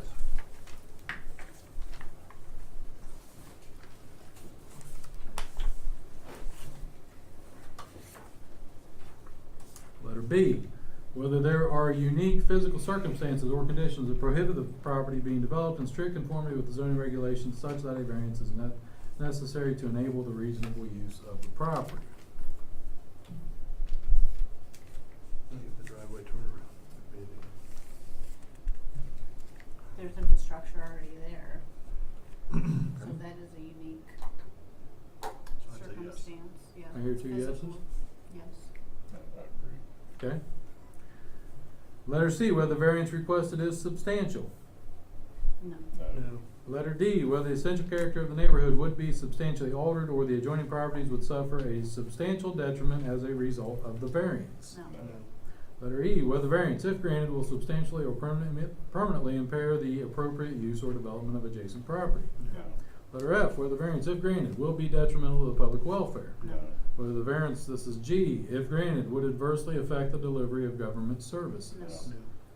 H, whether the property owner purchased the subject property with knowledge of the zoning restriction. Right. I'm gonna go with no. Letter I, whether the property owner's predicament can be obviated through some other method than variance. Yes. Yes. Letter J, whether the variance, if granted, will represent the minimum variance that will afford relief and represent the least modification possible of the requirement at issue. Yes. And finally, letter K, whether the spirit and intent behind the zoning requirement would be observed in substantial justice done by granting the variance. Yes. So, Mr. Fulton, we have yes for A, B, I, J, K, and no for the rest. Those are the findings of fact. Entertain a motion from the board. I move to approve variance from section 1221.05D1 of the Pataskala Code for variance application BA-19-018 with the following supplementary conditions. The applicant shall obtain all necessary permits from the city of Pataskala and the Licking County Building Department within 1 year of the date of approval. The applicant shall identify the height of the proposed structure on the elevation plans when applying for the accessory building permit.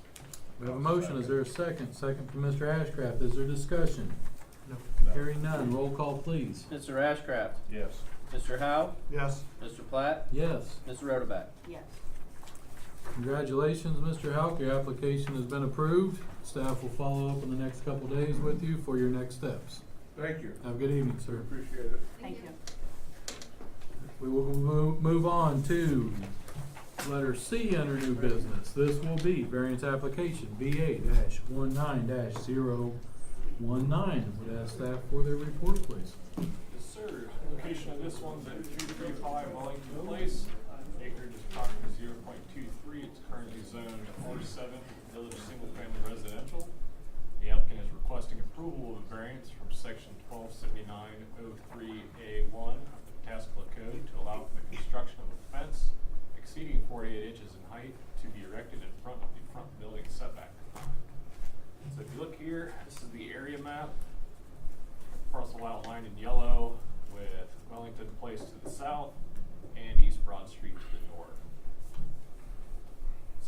On the property itself, there's a 2,356 square foot single-family home that was built in 2002, adjacent to two rights-of-way, Wellington Place to the south and East Broad Street to the north. We have a closer look up here at the existing conditions on the lot. So as part of the proposal, of course, section 127903A1 states a fence or wall not exceeding 48 inches or 4 feet in height may be erected between the building setback line and a line 3 feet towards the building setback line from the street right-of-way line. So as the property has multiple frontages pursuant to 121105C4, building lines for all street frontages shall be the same required for the front yard. And the front yard setback in R7 is 25 feet. So the applicant is requesting the variance to construct a 6-foot or 72-inch privacy fence around the rear of the yard, defensively within the front yard setback, where the maximum height is 4 feet. So you can see here the red outline is where the location of the proposed fence. As the summary, the narrative statement that was supplied by the applicant stated the purpose of the fence is to provide safety and privacy for their children, and that several of the neighbors already have existing 6-foot fences. So existing conditions here, this is directly behind the lot, and this red line here is where the existing neighboring fences are. It's difficult to see because of all the vegetation. This is also in the rear yard, and that red line is the approximate location where the fence will be going. Again, this is looking from to the west side of the house, looking north to the back. This red line here, it would be approximately the top of the fence. So, as part of our review, Planning and Zoning Department would like to offer the following comments. 4 adjacent properties to the east also have 6-foot fences, but staff has not identified any other concerns with the proposal. As far as other departments and agencies, we did not receive any comments from them in regards to this request. Surrounding properties, to the north we have Plan Development District, which is the auto zone. To the east, south, and west we have R7, which is single-family homes, and also to the west is some R15 medium high-density residential single-family homes. Your findings factor up here, of course, are also in your staff report. And for supplementary conditions, we have the following: just the applicant shall obtain all necessary permits from the City of Pataskala and the Lincoln County Building Department within 1 year of the date of approval. If you have any questions, I'd be more happy to answer. Any questions for Mr.? No. Is the applicant here, and do you wish to address this board? Is that you, sir? Do you have anything you'd like to provide to this board? Any evidence, testimony, anything? Okay.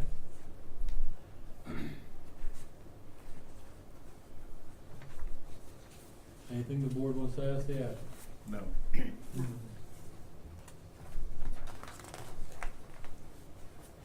All right. Is there anybody else here that wishes to speak to the application?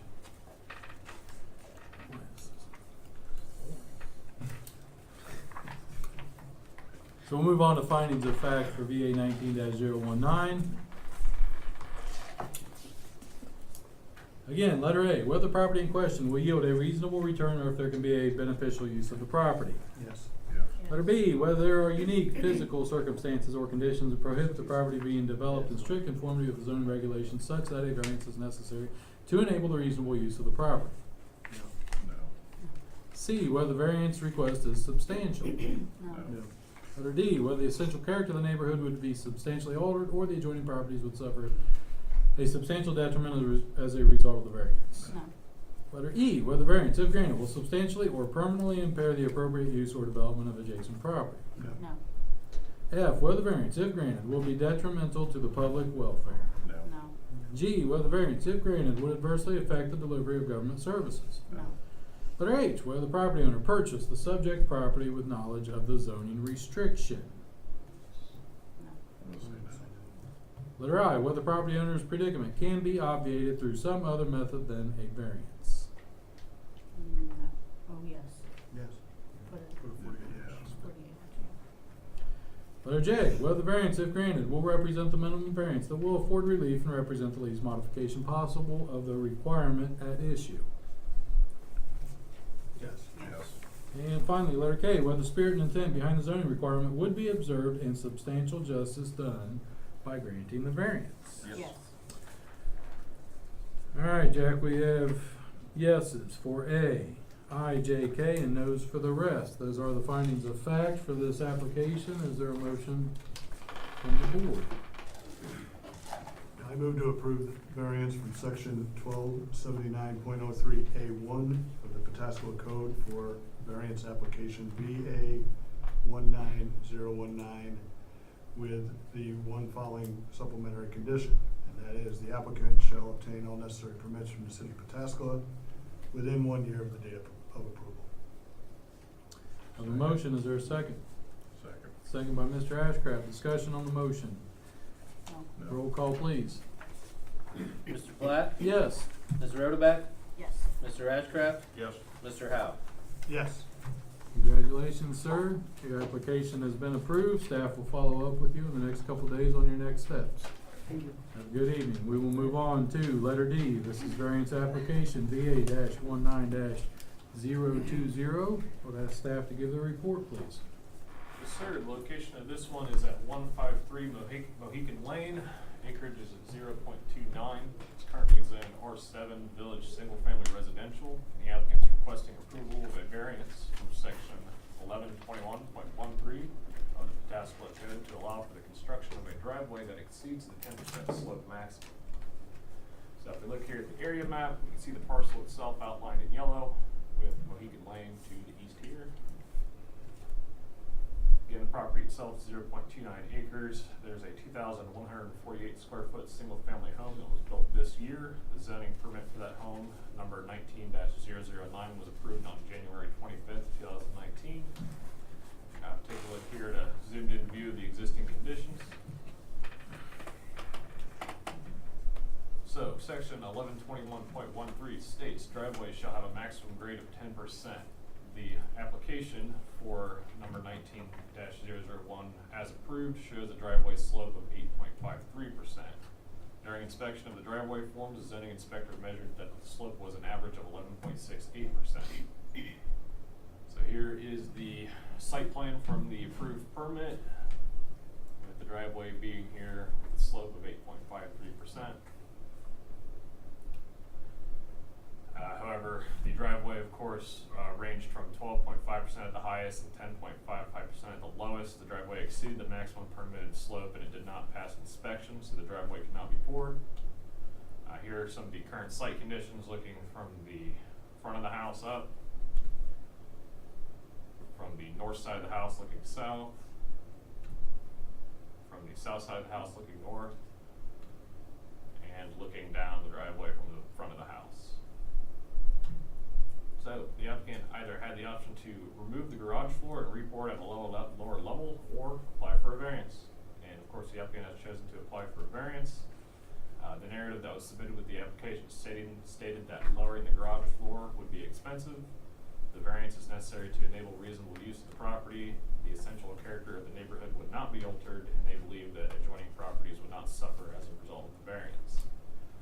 So the planning and zoning staff would like to offer the following comments: that we would like to note that permit number 19-009 was approved, stated a driveway slope of 8.53%. Compliance could have been achieved with proper planning by lowering the garage floor before it was poured. The driveway grades in excess of 10% are not permitted due to the inherent safety risks in wet and icy conditions, and the possibility of vehicle doors closing on their own when parked on the steep grade. The surrounding property characteristics are all zoned R7 Village Single Family Residential, and they are all single family homes. Here are your findings of fact, are also there in your staff report.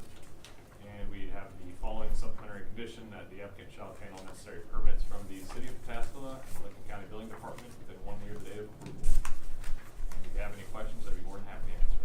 Any questions for Mr. Jack? No. No. Okay. The applicant, Castle Rock Builders. Yes.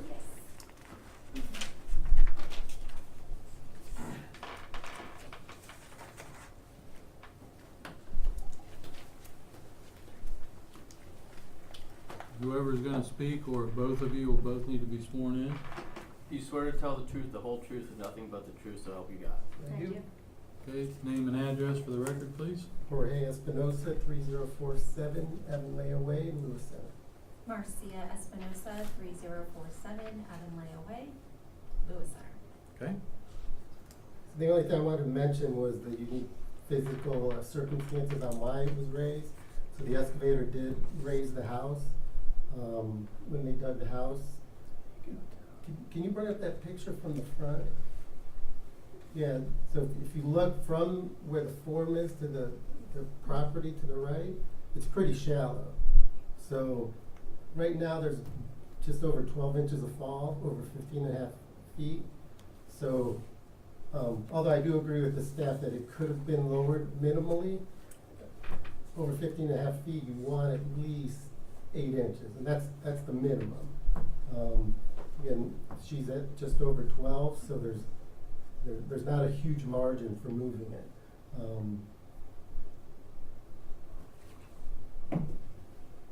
Okay.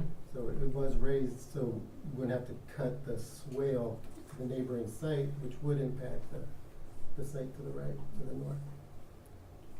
For water runoff, is that what you're talking Right, about? so the water needs to run away from the house, and also since the property to the north is higher, you lower their swale and you're impacting on their cross grade. Right. Cause they have the same condition where the right side of the house is much higher than the I just wanted to be clear on that for the record. Yep. Okay. Any other questions for the applicant? Do you have anything you would like to share? Anything additionally you wanna say? No, just that, you know, it was done with the intent to offer proper drainage. You know, the site is not final graded yet, so, you know, there could be kind of concerns with how it's gonna end up. But once it gets the final CO with the proper grading, then, you know, there will be no issues with drainage, if that's Okay. the concern. Lowering it would be, again, there is a small margin for lowering it, but to get that 12.5 down to 10 would take about 7.8 inches, so, I mean, you really couldn't do that, but, So the property to begin with was lower than the other surrounding properties? so she didn't have elevations of the property when she started, so even the top of the wall was set by the original grading plan. But when the grader goes out there and sees the grade of the adjacent property, then he goes off that to set the top of the wall. So he made adjustments in the field. Again, I do agree that the garage floor could have been lowered slightly, but we only have 4-inch margin of error. If she goes right for the 8 inches and then you lay sod, suddenly you don't have, you know, your 6 inches over 10 feet and your 2%. So there was only an additional 4 inches added to that slope from the form to the property line. Okay.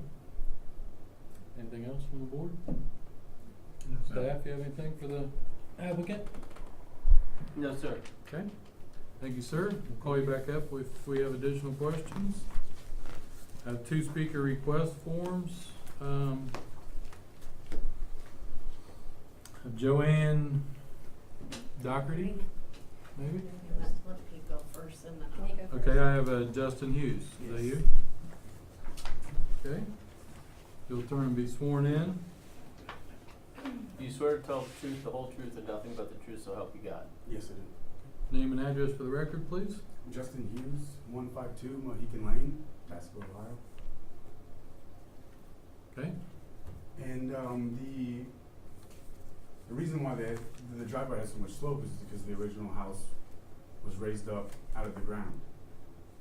They did that on their own behalf with no regards to neighbors or any of the surrounding properties. At that point, it could be corrected to where the garage floor would have been dropped to still achieve the proper slope on the driveway to stay within the code. None of that was done.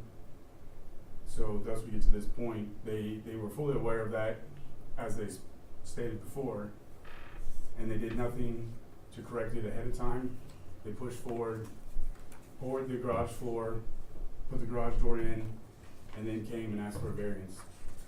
And the reason, you know, out of their own negligence that they, you know, poured the driveway the way it is, or formed it up the way it is, You know, it does cause drainage issues to my property, which is to the north, 149 Mohican Lane. It's a vacant lot, and there is water that is already retaining between the two properties. The 152 Mohican Lane is 2 properties south of the top of the hill. So it is the 3rd property from the top of the hill. There's a house at the top of the hill, my property at 149, and then their property at 152, or 153. And so they're the 3rd house down from the top, and they have raised it up to where now they're at the same level as the house that is on the top of the hill, pinching my property in between those two, which would make grading, quite the issue.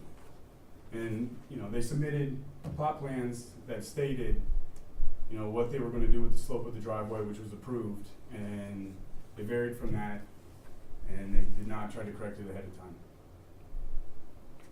Okay, just a minor clarification, this request form says your address is 152, what is your address? My address, my personal address that I live at is 152 Mohican Lane. I own the property at 149 Mohican Lane, vacant property. Okay. Another issue with the driveway being at a 12% slope, basically, 11.6 to 12% slope. The driveways that are out there now, the steepest driveway is a 9% slope, and there's only one driveway on the street that's at that. Everything else is approximately 6% to 8.5% slope. And there is still cars that during the rain and freeze will slide out of those driveways into the street. Anything more than that, I can see, becoming a real issue. And with my personal residence directly across the street, anything that would slide out of that driveway would be coming right at my house, right to my driveway. Okay. Clarify, just so I understand, you first said, you mentioned the original house, I guess. This was a vacant lot Yes, up until when, maybe? up until February. I believe they were approved for permits in January, and they Okay. started construction in February. But there was no other house before, you said the original house, this is the house. This is the house. This Okay. is the house. Just wanna make sure we're tracking. Yeah, sorry Okay. about that. Okay. Any questions from the board? Thank you, sir. If we have additional questions, we'll call you up. Thank you. I also have Joanne Docker. Okay. Should be sworn You in. swear to tell the truth, the whole truth, and nothing but the truth, so help you God. I do. Name and address for the record. 148 Mohican Lane. Okay. I just agree with Mr. Hughes on everything that he basically said, and a couple of things. One, we were the owners of that lot that they purchased from us, and that lot is flat as Pete's next to it. We both bought the properties together, and we are the house with the 9% grade. And I can reassure you that on those icy storms, my husband owns a 4x4 truck that has slid down our driveway. And I can tell you that for a fact, and he would be here tonight, except he is on vacation out of town. Okay. And that's all I have to say. Okay, are there any questions from the board? Questions from staff? No, sir. Okay. Mr. Espinoza, Yes. you heard the evidence and testimony that was just presented. Do you wish an opportunity to respond? Sure. So, if you look at the plot plan, you can see that the site is not flat. What is it, almost 4 feet of cross grade from one side to the other, 3.5. Yeah, from 992 to 996. So, and that's why one side of the driveway is almost at 10 and the other side's at 12.5. Just over the 16-foot driveway, that's the difference. So she almost hit it on the right side, which is the high side of the site, and then 16 feet away, the other side of the driveway measured at 12.5. That's how much cross grade there is. And the picture from the front, honestly, I think what he said is just simply not true. That site, his site, continues to go up. So from where the form is to the top of the foundation is approximately 7 inches. So you could see if that house was a foot lower, his property line would be higher than the top of the house. And it's also simply not true that it's holding water. Well, there's silt on the right side. You know, I just weed whacked the site for yesterday, after the heavy rains we've got over the weekend, and there's no standing water. Now, the silt control will be removed, and that's designed to hold, you know, the silt and the water on the site, but that'll be removed, and the swell will be defined, so it'll come to the front of the road, and then the rest goes to the back and to the left. Quite frankly, if we had lowered the site and cut the swale deeper, we would have had to get the required fall away from the house. And that would have impacted his site further, because then he would have had to hit a deeper grade. And the street continues to rise. I mean, you can see on that right side, the house isn't out of the ground, it's relatively flat. And again, I'm saying maybe 2-3 inches would have been safe to lower that driveway and still get the water to shed away from the house. Typically, we try to do 6 inches fall in the first 10 feet and then 2% the rest of the distance. So with the 15.5 foot, it would have been about 8 inches of fall. And when I shot it was just over 12.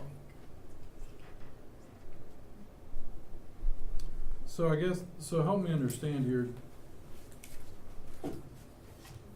You intended to build it at that height, the top of foundation? I agree with what he said, that the garage floor could have been adjusted. Okay. But not to the point where it would have met the 10%. Because if you go down 2 inches, there's no margin for error. Because then you don't have your drainage off away from the house, which is required. You have to take the moisture away from the house. So you lower that garage floor 2 inches, and there's no margin for error.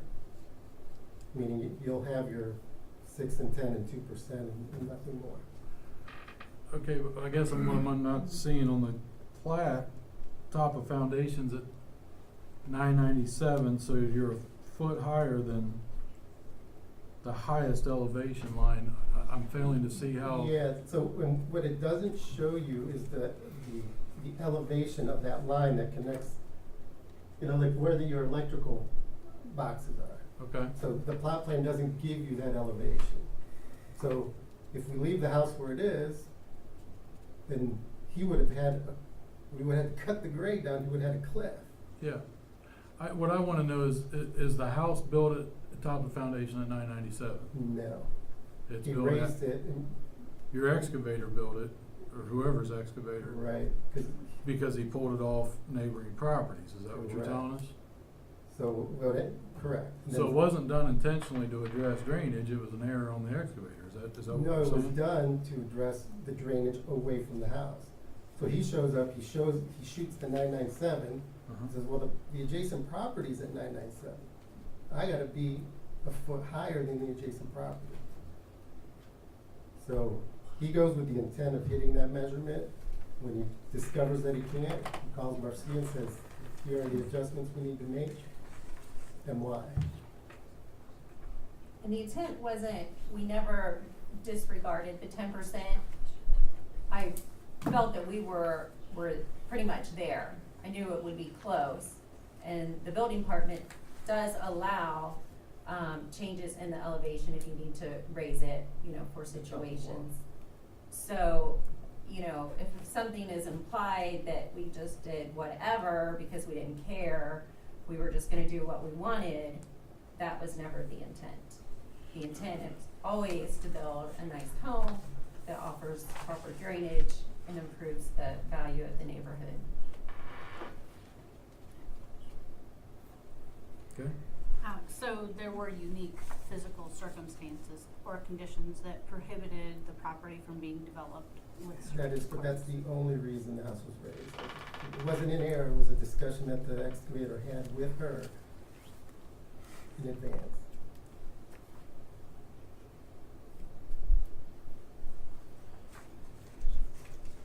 I guess I'm hearing you. I guess I'm failing to understand I'm failing to understand why it wasn't dug at 997. I understand pulling it off the neighboring property, I guess it'd be lot 169 since 171's empty, right? Well, it was, 171's the high one. 169's the low. I thought that was a vacant property. It is. Okay. But that's the one that we're concerned about. Because you can't have 171, the water rolling off. No, I understand into that. the Is it a grading issue when the subdivision went in? Because lot 171 is higher, what you're telling us, or did Pomeroy screw up, or did the excavator screw up? That's what I'm trying to figure out. It is the existing grade. So, So in when my 171's built, won't that have to be built to what's platted? it'll be built to what's existing. So, and that's the challenging on an infill is we don't cut the grade, we wouldn't have cut down 1.5 feet to hit a grade on an existing elevation. We raise the house so we hit the existing grade.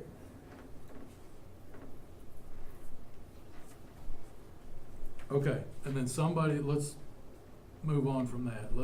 So then somebody made a decision to go ahead and pour the garage, Yep. probably 4 inches below top of foundation or something. Yeah, the weather. Instead of going ahead and adjusting for it, knowing that the elevation was raised because of the initial issue. Is that what we're saying? Correct. And again, there's 2 inches of variance that he could have gone down, but we wouldn't have wanted him to drop it 8 inches, which is what it would have taken to keep that at 10. Yeah. Because then 171 would flow right onto this property. And that's not, the way it's left, both properties will drain to the swale. It won't ride up to this house. And since 171 is already higher, the swale will do its job. It'll take all the runoff, it'll go to the street, and it'll go to the back. If we had lowered the garage 8 inches, we would have been flat, so it would have rolled off 171 and then stayed on that property. Why wouldn't you have left, in this picture to the right, if you had to build it that way, why wouldn't you have left grade at what it is right now to address the runoff and go ahead and make the driveway and the garage floor correct? Because you would have funneled it, you would have channeled it, right? You would have had a miniature mound, basically. But then you lose the fall that you're required to have from the house to the property line. And now we have both. We have that fall and the swell is collecting the water from 171 and running it forward. So we're stuck with a 12% grade that our code says is unsafe, and we've heard from residents is unsafe. Okay. Do you wish to weigh in on this? The only Well, thing we're that not it at is, 12%, if correct? this Well, is, the average is 11 cents. well, if this was raised, so then this wasn't even constructed per the approved plan. So if this is approved, or regardless, really at this point, we need to get revised plans that accurately reflect Top of what was being foundation. built. So the Yeah. building department gives you a plus. We're not the building department. Building permits go through Licking County, so Yeah. they've not submitted an as-built to you that shows the top of Now, foundation. typically we don't do as-built. I mean, if people say, hey, this came up, we're gonna have an issue, can we revise the permit? Sure, we just need the revised permit, so that way what we have on Gotcha. file is accurately reflected, so 10, 20 years from now, we can say, here's what was built. But if we don't have that, regardless of what happens here tonight, we need a revised plan that shows accurately what's on that site. Understood. Can he vary from the plan without coming back to this board? He wouldn't need to come back to the board because it was just the zoning permit. So if it reflected what's there now, so with the top of foundations higher, then the driveway then would reflect that, well, we're not gonna meet the slope. Then if we saw that, oh, you're exceeding 10, then at that point, we would have came back to the board. So if lot 171 would have been built before this one was built correctly to grade, we wouldn't have this issue. You would have built yours to what is platted. with infill typically, and there, it doesn't define what that grade should be. Okay. So had I built 171, I would have hit that same elevation because it already exists. So then this house would have to hit that same elevation. So that grade that's adjacent to the setback was defined just because it was there. It was existing, and the grading plan didn't give us a different one. So, in my opinion, it would have looked exactly the same. If 171 was built first, you would not have built 170 in a hole. You would have had to raise it, so the runoff from 171 doesn't continue on onto the property. Yeah.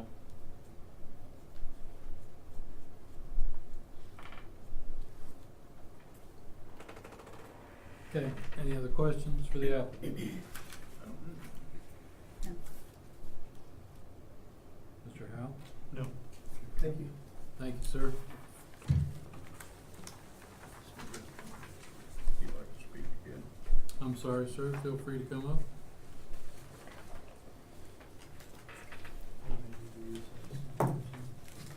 President Meeting 152 Mile Eagle Lane.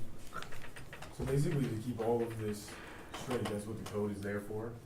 And they greatly just differed from the code at their own will. If they knew that ahead of time, if their excavator, like they said, there should have been a revision that was immediately submitted to the city itself. And I mean, as you can see, they just went ahead. They said that they knew what was going on, and they blatantly just went ahead and did what they wanted without any kind of revision or any kind of approval. And that's where, you know, myself and the neighbors have quite the issue. You know, if the next guy that comes in here, you know, if I sell my lot and someone that builds on that lot wants to then greatly raise and have us, you know, slope the same way, you know, we've opened up a can of worms that really shouldn't have ever been opened. Do you agree that 171 is higher and there's a runoff issue? Yes. Okay. Yes, and that's the main issue, is they raised their house in order to protect themselves. They Sure. raised it a foot higher than what was even proposed. If they wanted to do that, then they should have went through the proper channels and took care of it properly, you know, like what the code states. Raising it up and then still not adjusting for the garage floor. I mean, again, all of that grading issue stays the same except for right around the driveway if you just adjust your garage floor down lower. Decreases the slope of the driveway and decreases the slope of the grade across the front, allowing stuff to drain better. So, you know, it's a downhill from going from right at the top of the hill to the left, slopes downward. And then the hill itself in the middle of the property out towards Mohican Lane is also a slope. So there's plenty of drainage. Drainage was never an issue on the lot, and, you know, saying that they raised the house for that simple reason, that's fine and everything, but again, you know, there's proper channels that should have been gone through. Okay. That's all right. Thank you. Anybody else wishes to speak? No. Does the board wish to move on, or would you entertain a 4-minute recess? 3 minutes. 3 minutes sounds great. So we're gonna recess for 4 minutes. We've been here 2 hours, allow for bathroom breaks, whatever need be. So I'd entertain a motion to recess for no more than 5 minutes. So moved. Is there a second? Discussion, roll call please. All in favor? Yes, Yes. it is Yeah. time now. It's Papa John's. Everyone, it's been 5 minutes on a recess. We will reconvene back into session here. So is there any other evidence, testimony to be presented, questions to be asked, information for this board? Any questions from the board? Okay, hearing none, we will move on to findings of fact and or discussion.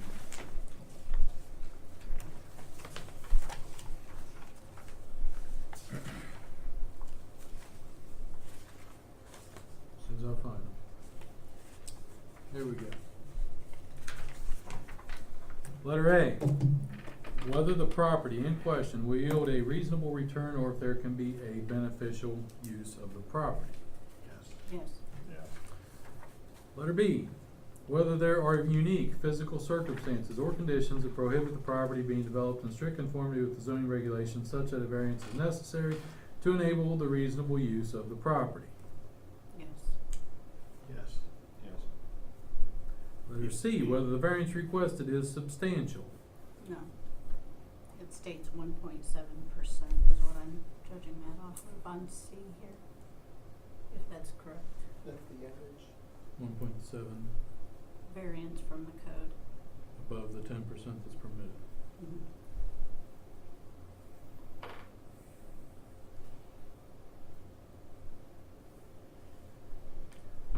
.7 additional percent above 10%. That's 17%. That's 17%. No, it's 11.7%. I feel that it is substantial, personally. I think so, yes, too. Bruce? Yes. Okay. Letter D, whether the essential character of the neighborhood would be substantially altered or the adjoining properties would suffer a substantial detriment as a result of the variance. I don't know about character of the neighborhood. Adjoining properties, sorry, substantial detriment.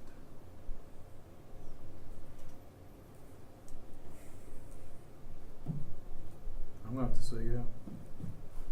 The average, the character, I don't think it would be affected in that. No, I don't think so, but It's the adjoining property, how it affects that. So I'd have to say yes too. Do the water runoff or? Yeah. okay, I have 3 yeses. E, whether the variance, if granted, will substantially or permanently impair the appropriate use or development of adjacent property. Impair the appropriate use or development.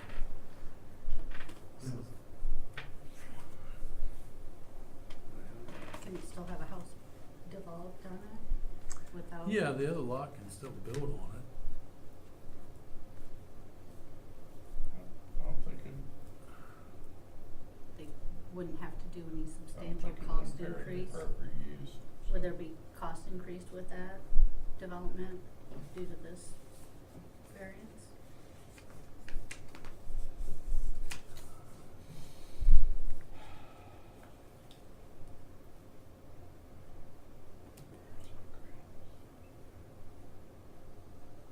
I'd say no. I got That's no. me. Mr. Howe? I said no. I agree with no. Okay. Letter F, whether the variance, if granted, will be detrimental to the public welfare. No. Letter G, whether the variance, if granted, will adversely affect the delivery of government services. No. Letter H, whether the property owner purchased the subject property with knowledge of the zoning restriction. I think yes. Yes. And letter I, whether the property owner's predicament can be obviated through some other method than a variance. Yes. Yes. Yes. Letter J, whether the variance, if granted, will represent the minimum variance that will afford relief and represent the least modification possible of the requirement at issue.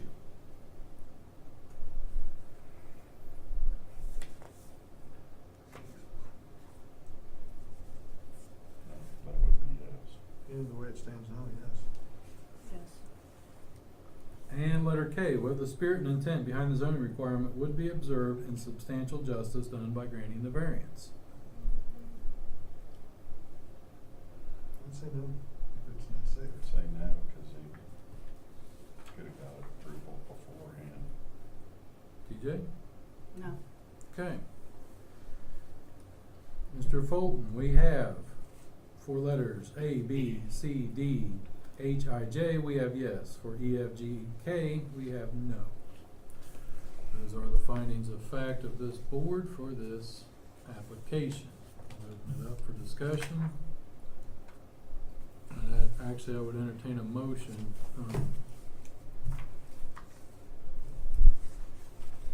on the application.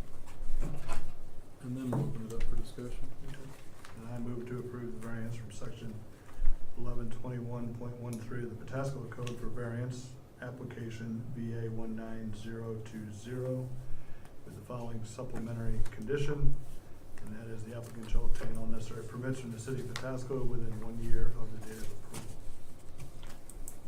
Have a motion, is there a second? Yes. Second by Mr. Ashcraft, is there discussion on the motion? My concern is that it popped up on the inspection, and it probably should have been addressed early on. Agreed? This is a unique one because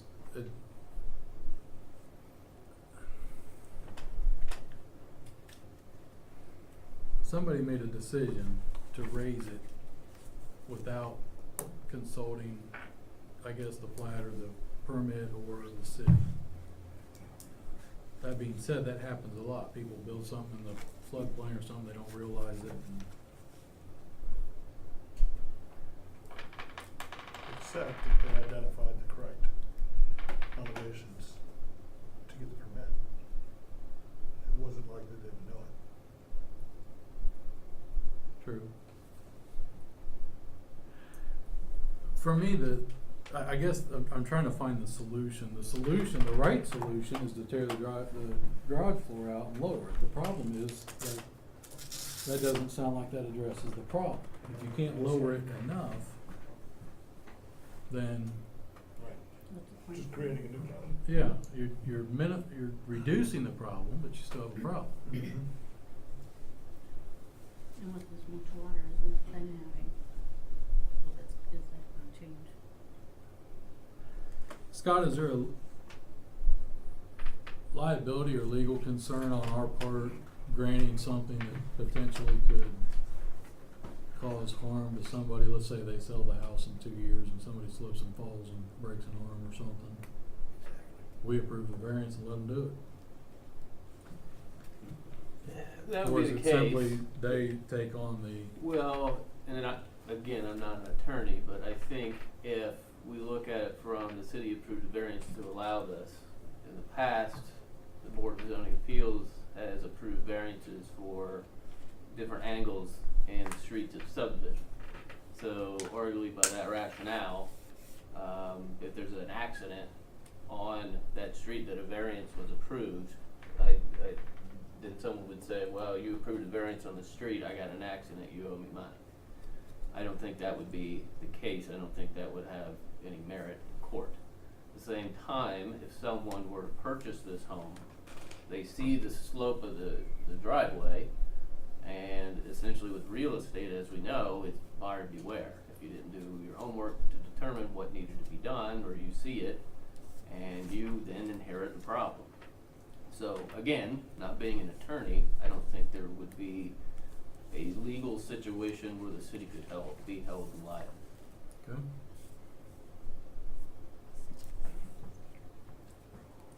I wish there was an easier, I wish the repouring of the garage floor addressed the issue, cause to me that would be the right thing to do.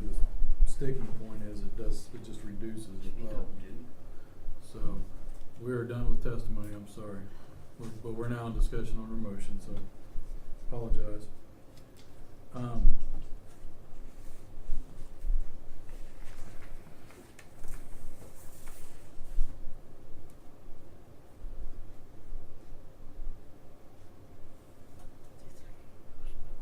I don't know what the solution is, and this is an odd one. Well, if they redo it, it's not gonna be, will it be safer if they leave? It will reduce the slope, but it won't reduce it to meet code. So theoretically, yes, it would be safer, but it still wouldn't meet Still code. have an issue. You're reducing the problem, Right. but not, and who's to say that the code at 10% actually makes it safe? I'm not even arguing that, I'm just saying to meet the code. The code can't be met even by taking the garage floor out, is what I'm hearing. That's the testimony.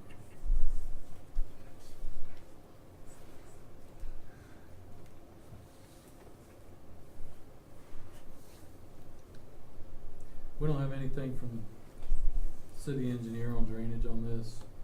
Scott, anything that, I guess that's my concern No, too. there was no comments from any other departments or agencies. Is there drainage in the drive, the roadway? Where is it tiled to? Well, there was, There'd be I curb don't- drains in the curb. I don't Curb believe in their narrative, the mention of drainage was addressed. It Where is appears it? this would be the first time we're hearing that the drainage concerns were the cause to elevate the top of the foundation. Where do you see that? And their narrative on, go past staff report, there's the application, and then the next page is the narrative, starting with I am submitting a variance request.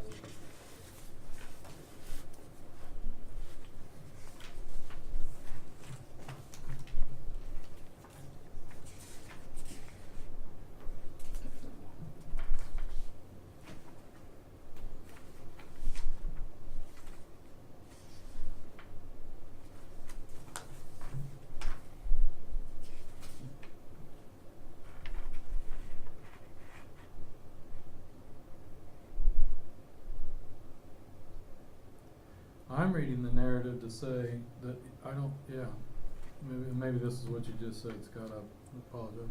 I don't see mention in the narrative of drainage, stormwater, sheet flow, anything. I see financial hardship, but the narrative kind of indicates that it can be taken care of. The alternative to obtaining a variance would be to tear out the current garage floor and re-pour at a lower level. That implies it can be done.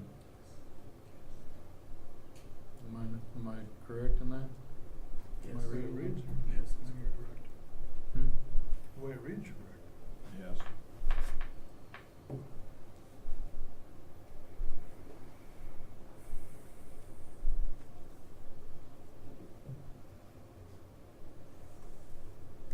My problem with this is a platted subdivision, top of foundations identified.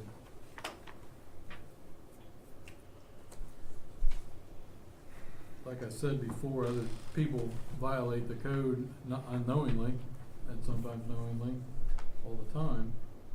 The problem is somebody made a decision to change this, and this really should have come, this really shouldn't even be before us. This should have went to staff for review when, as a change from what was approved, what they were applying for to build, right? I mean, that's the way I see it. And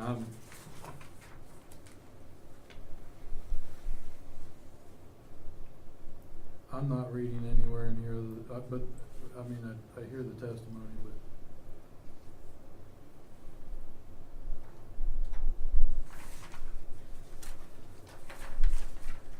if the application is denied, the applicant is in essence, would need to find a way to meet the code, whether it's drop the garage floor, figure out a grading issue, I don't really know.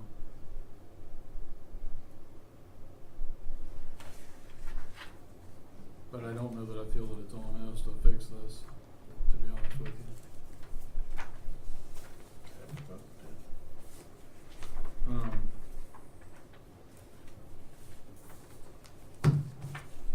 my thoughts. Any other discussion? We're in discussion on the motion to approve. Anything else? No. No. Scott, we have a motion to approve, with the supplementary conditions. We're through discussion. Roll call, please. Mr. Ashcraft? No. Mr. Howe? No.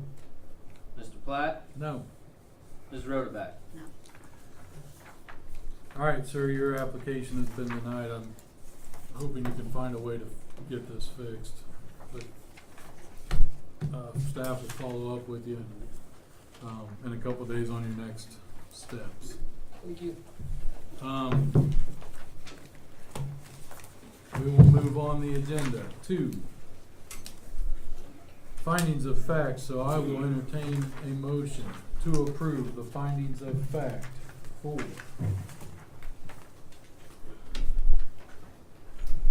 use variance application VA-19-017 as discussed in the hearing.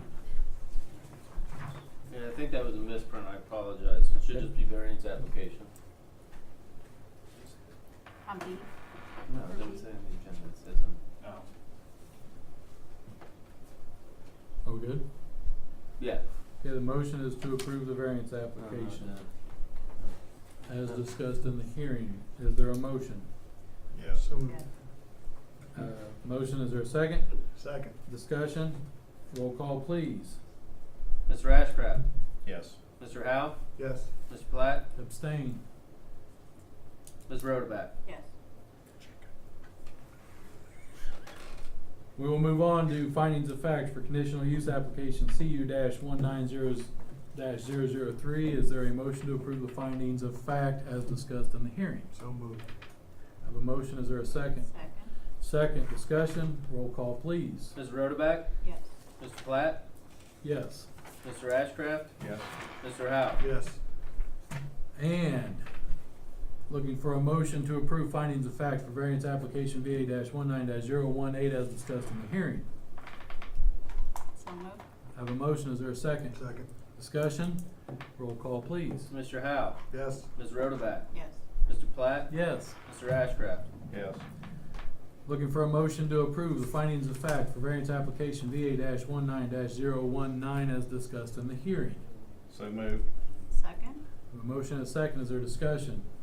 Roll call please. Mr. Platt? Yes. Mr. Howe? Yes. Mr. Ashcraft? Yes. Ms. Rotoback? Yes. Entertain a motion to approve the findings of fact for variance application VA-19-020 as discussed in the hearing. So moved. Second. Motion and a second, discussion, roll call. Mr. Ashcraft? Yes. Mr. Howe? Yes. Mr. Platt? Yes. Ms. Rotoback? Yes.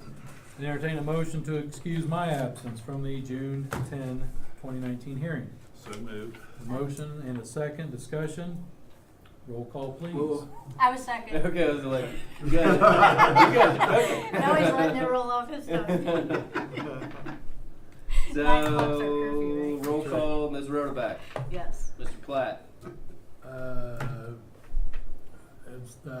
Abstain. Mr. Ashcraft. Yes. Mr. Howe. Yes. All right, you all have the minutes of the June 10, 2019 regular meeting.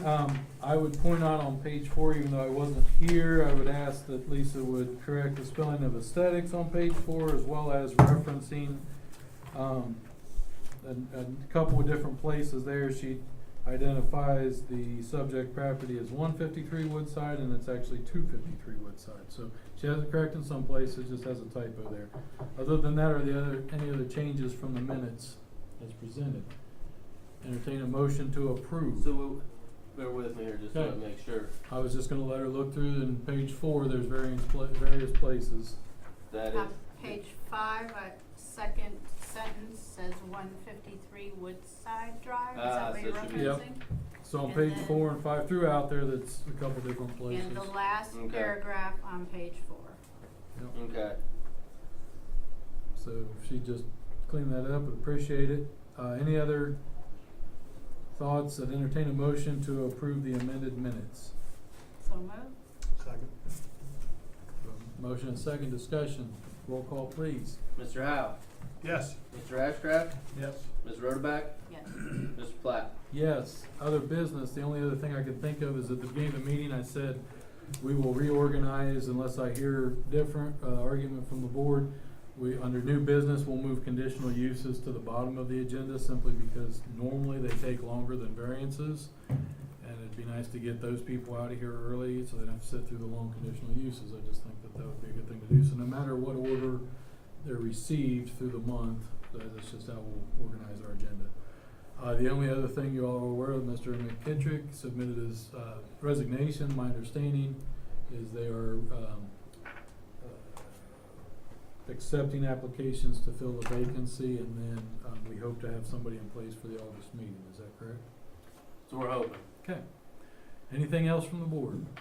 Thank you again to Mr. Howell for coming in. Yes. Thank you, Mr. Howe. Attaboy. And then entertain a motion to adjourn. So moved. Is there a second? Second. All in favor? Aye. Aye. We are adjourned. Time is 9:02.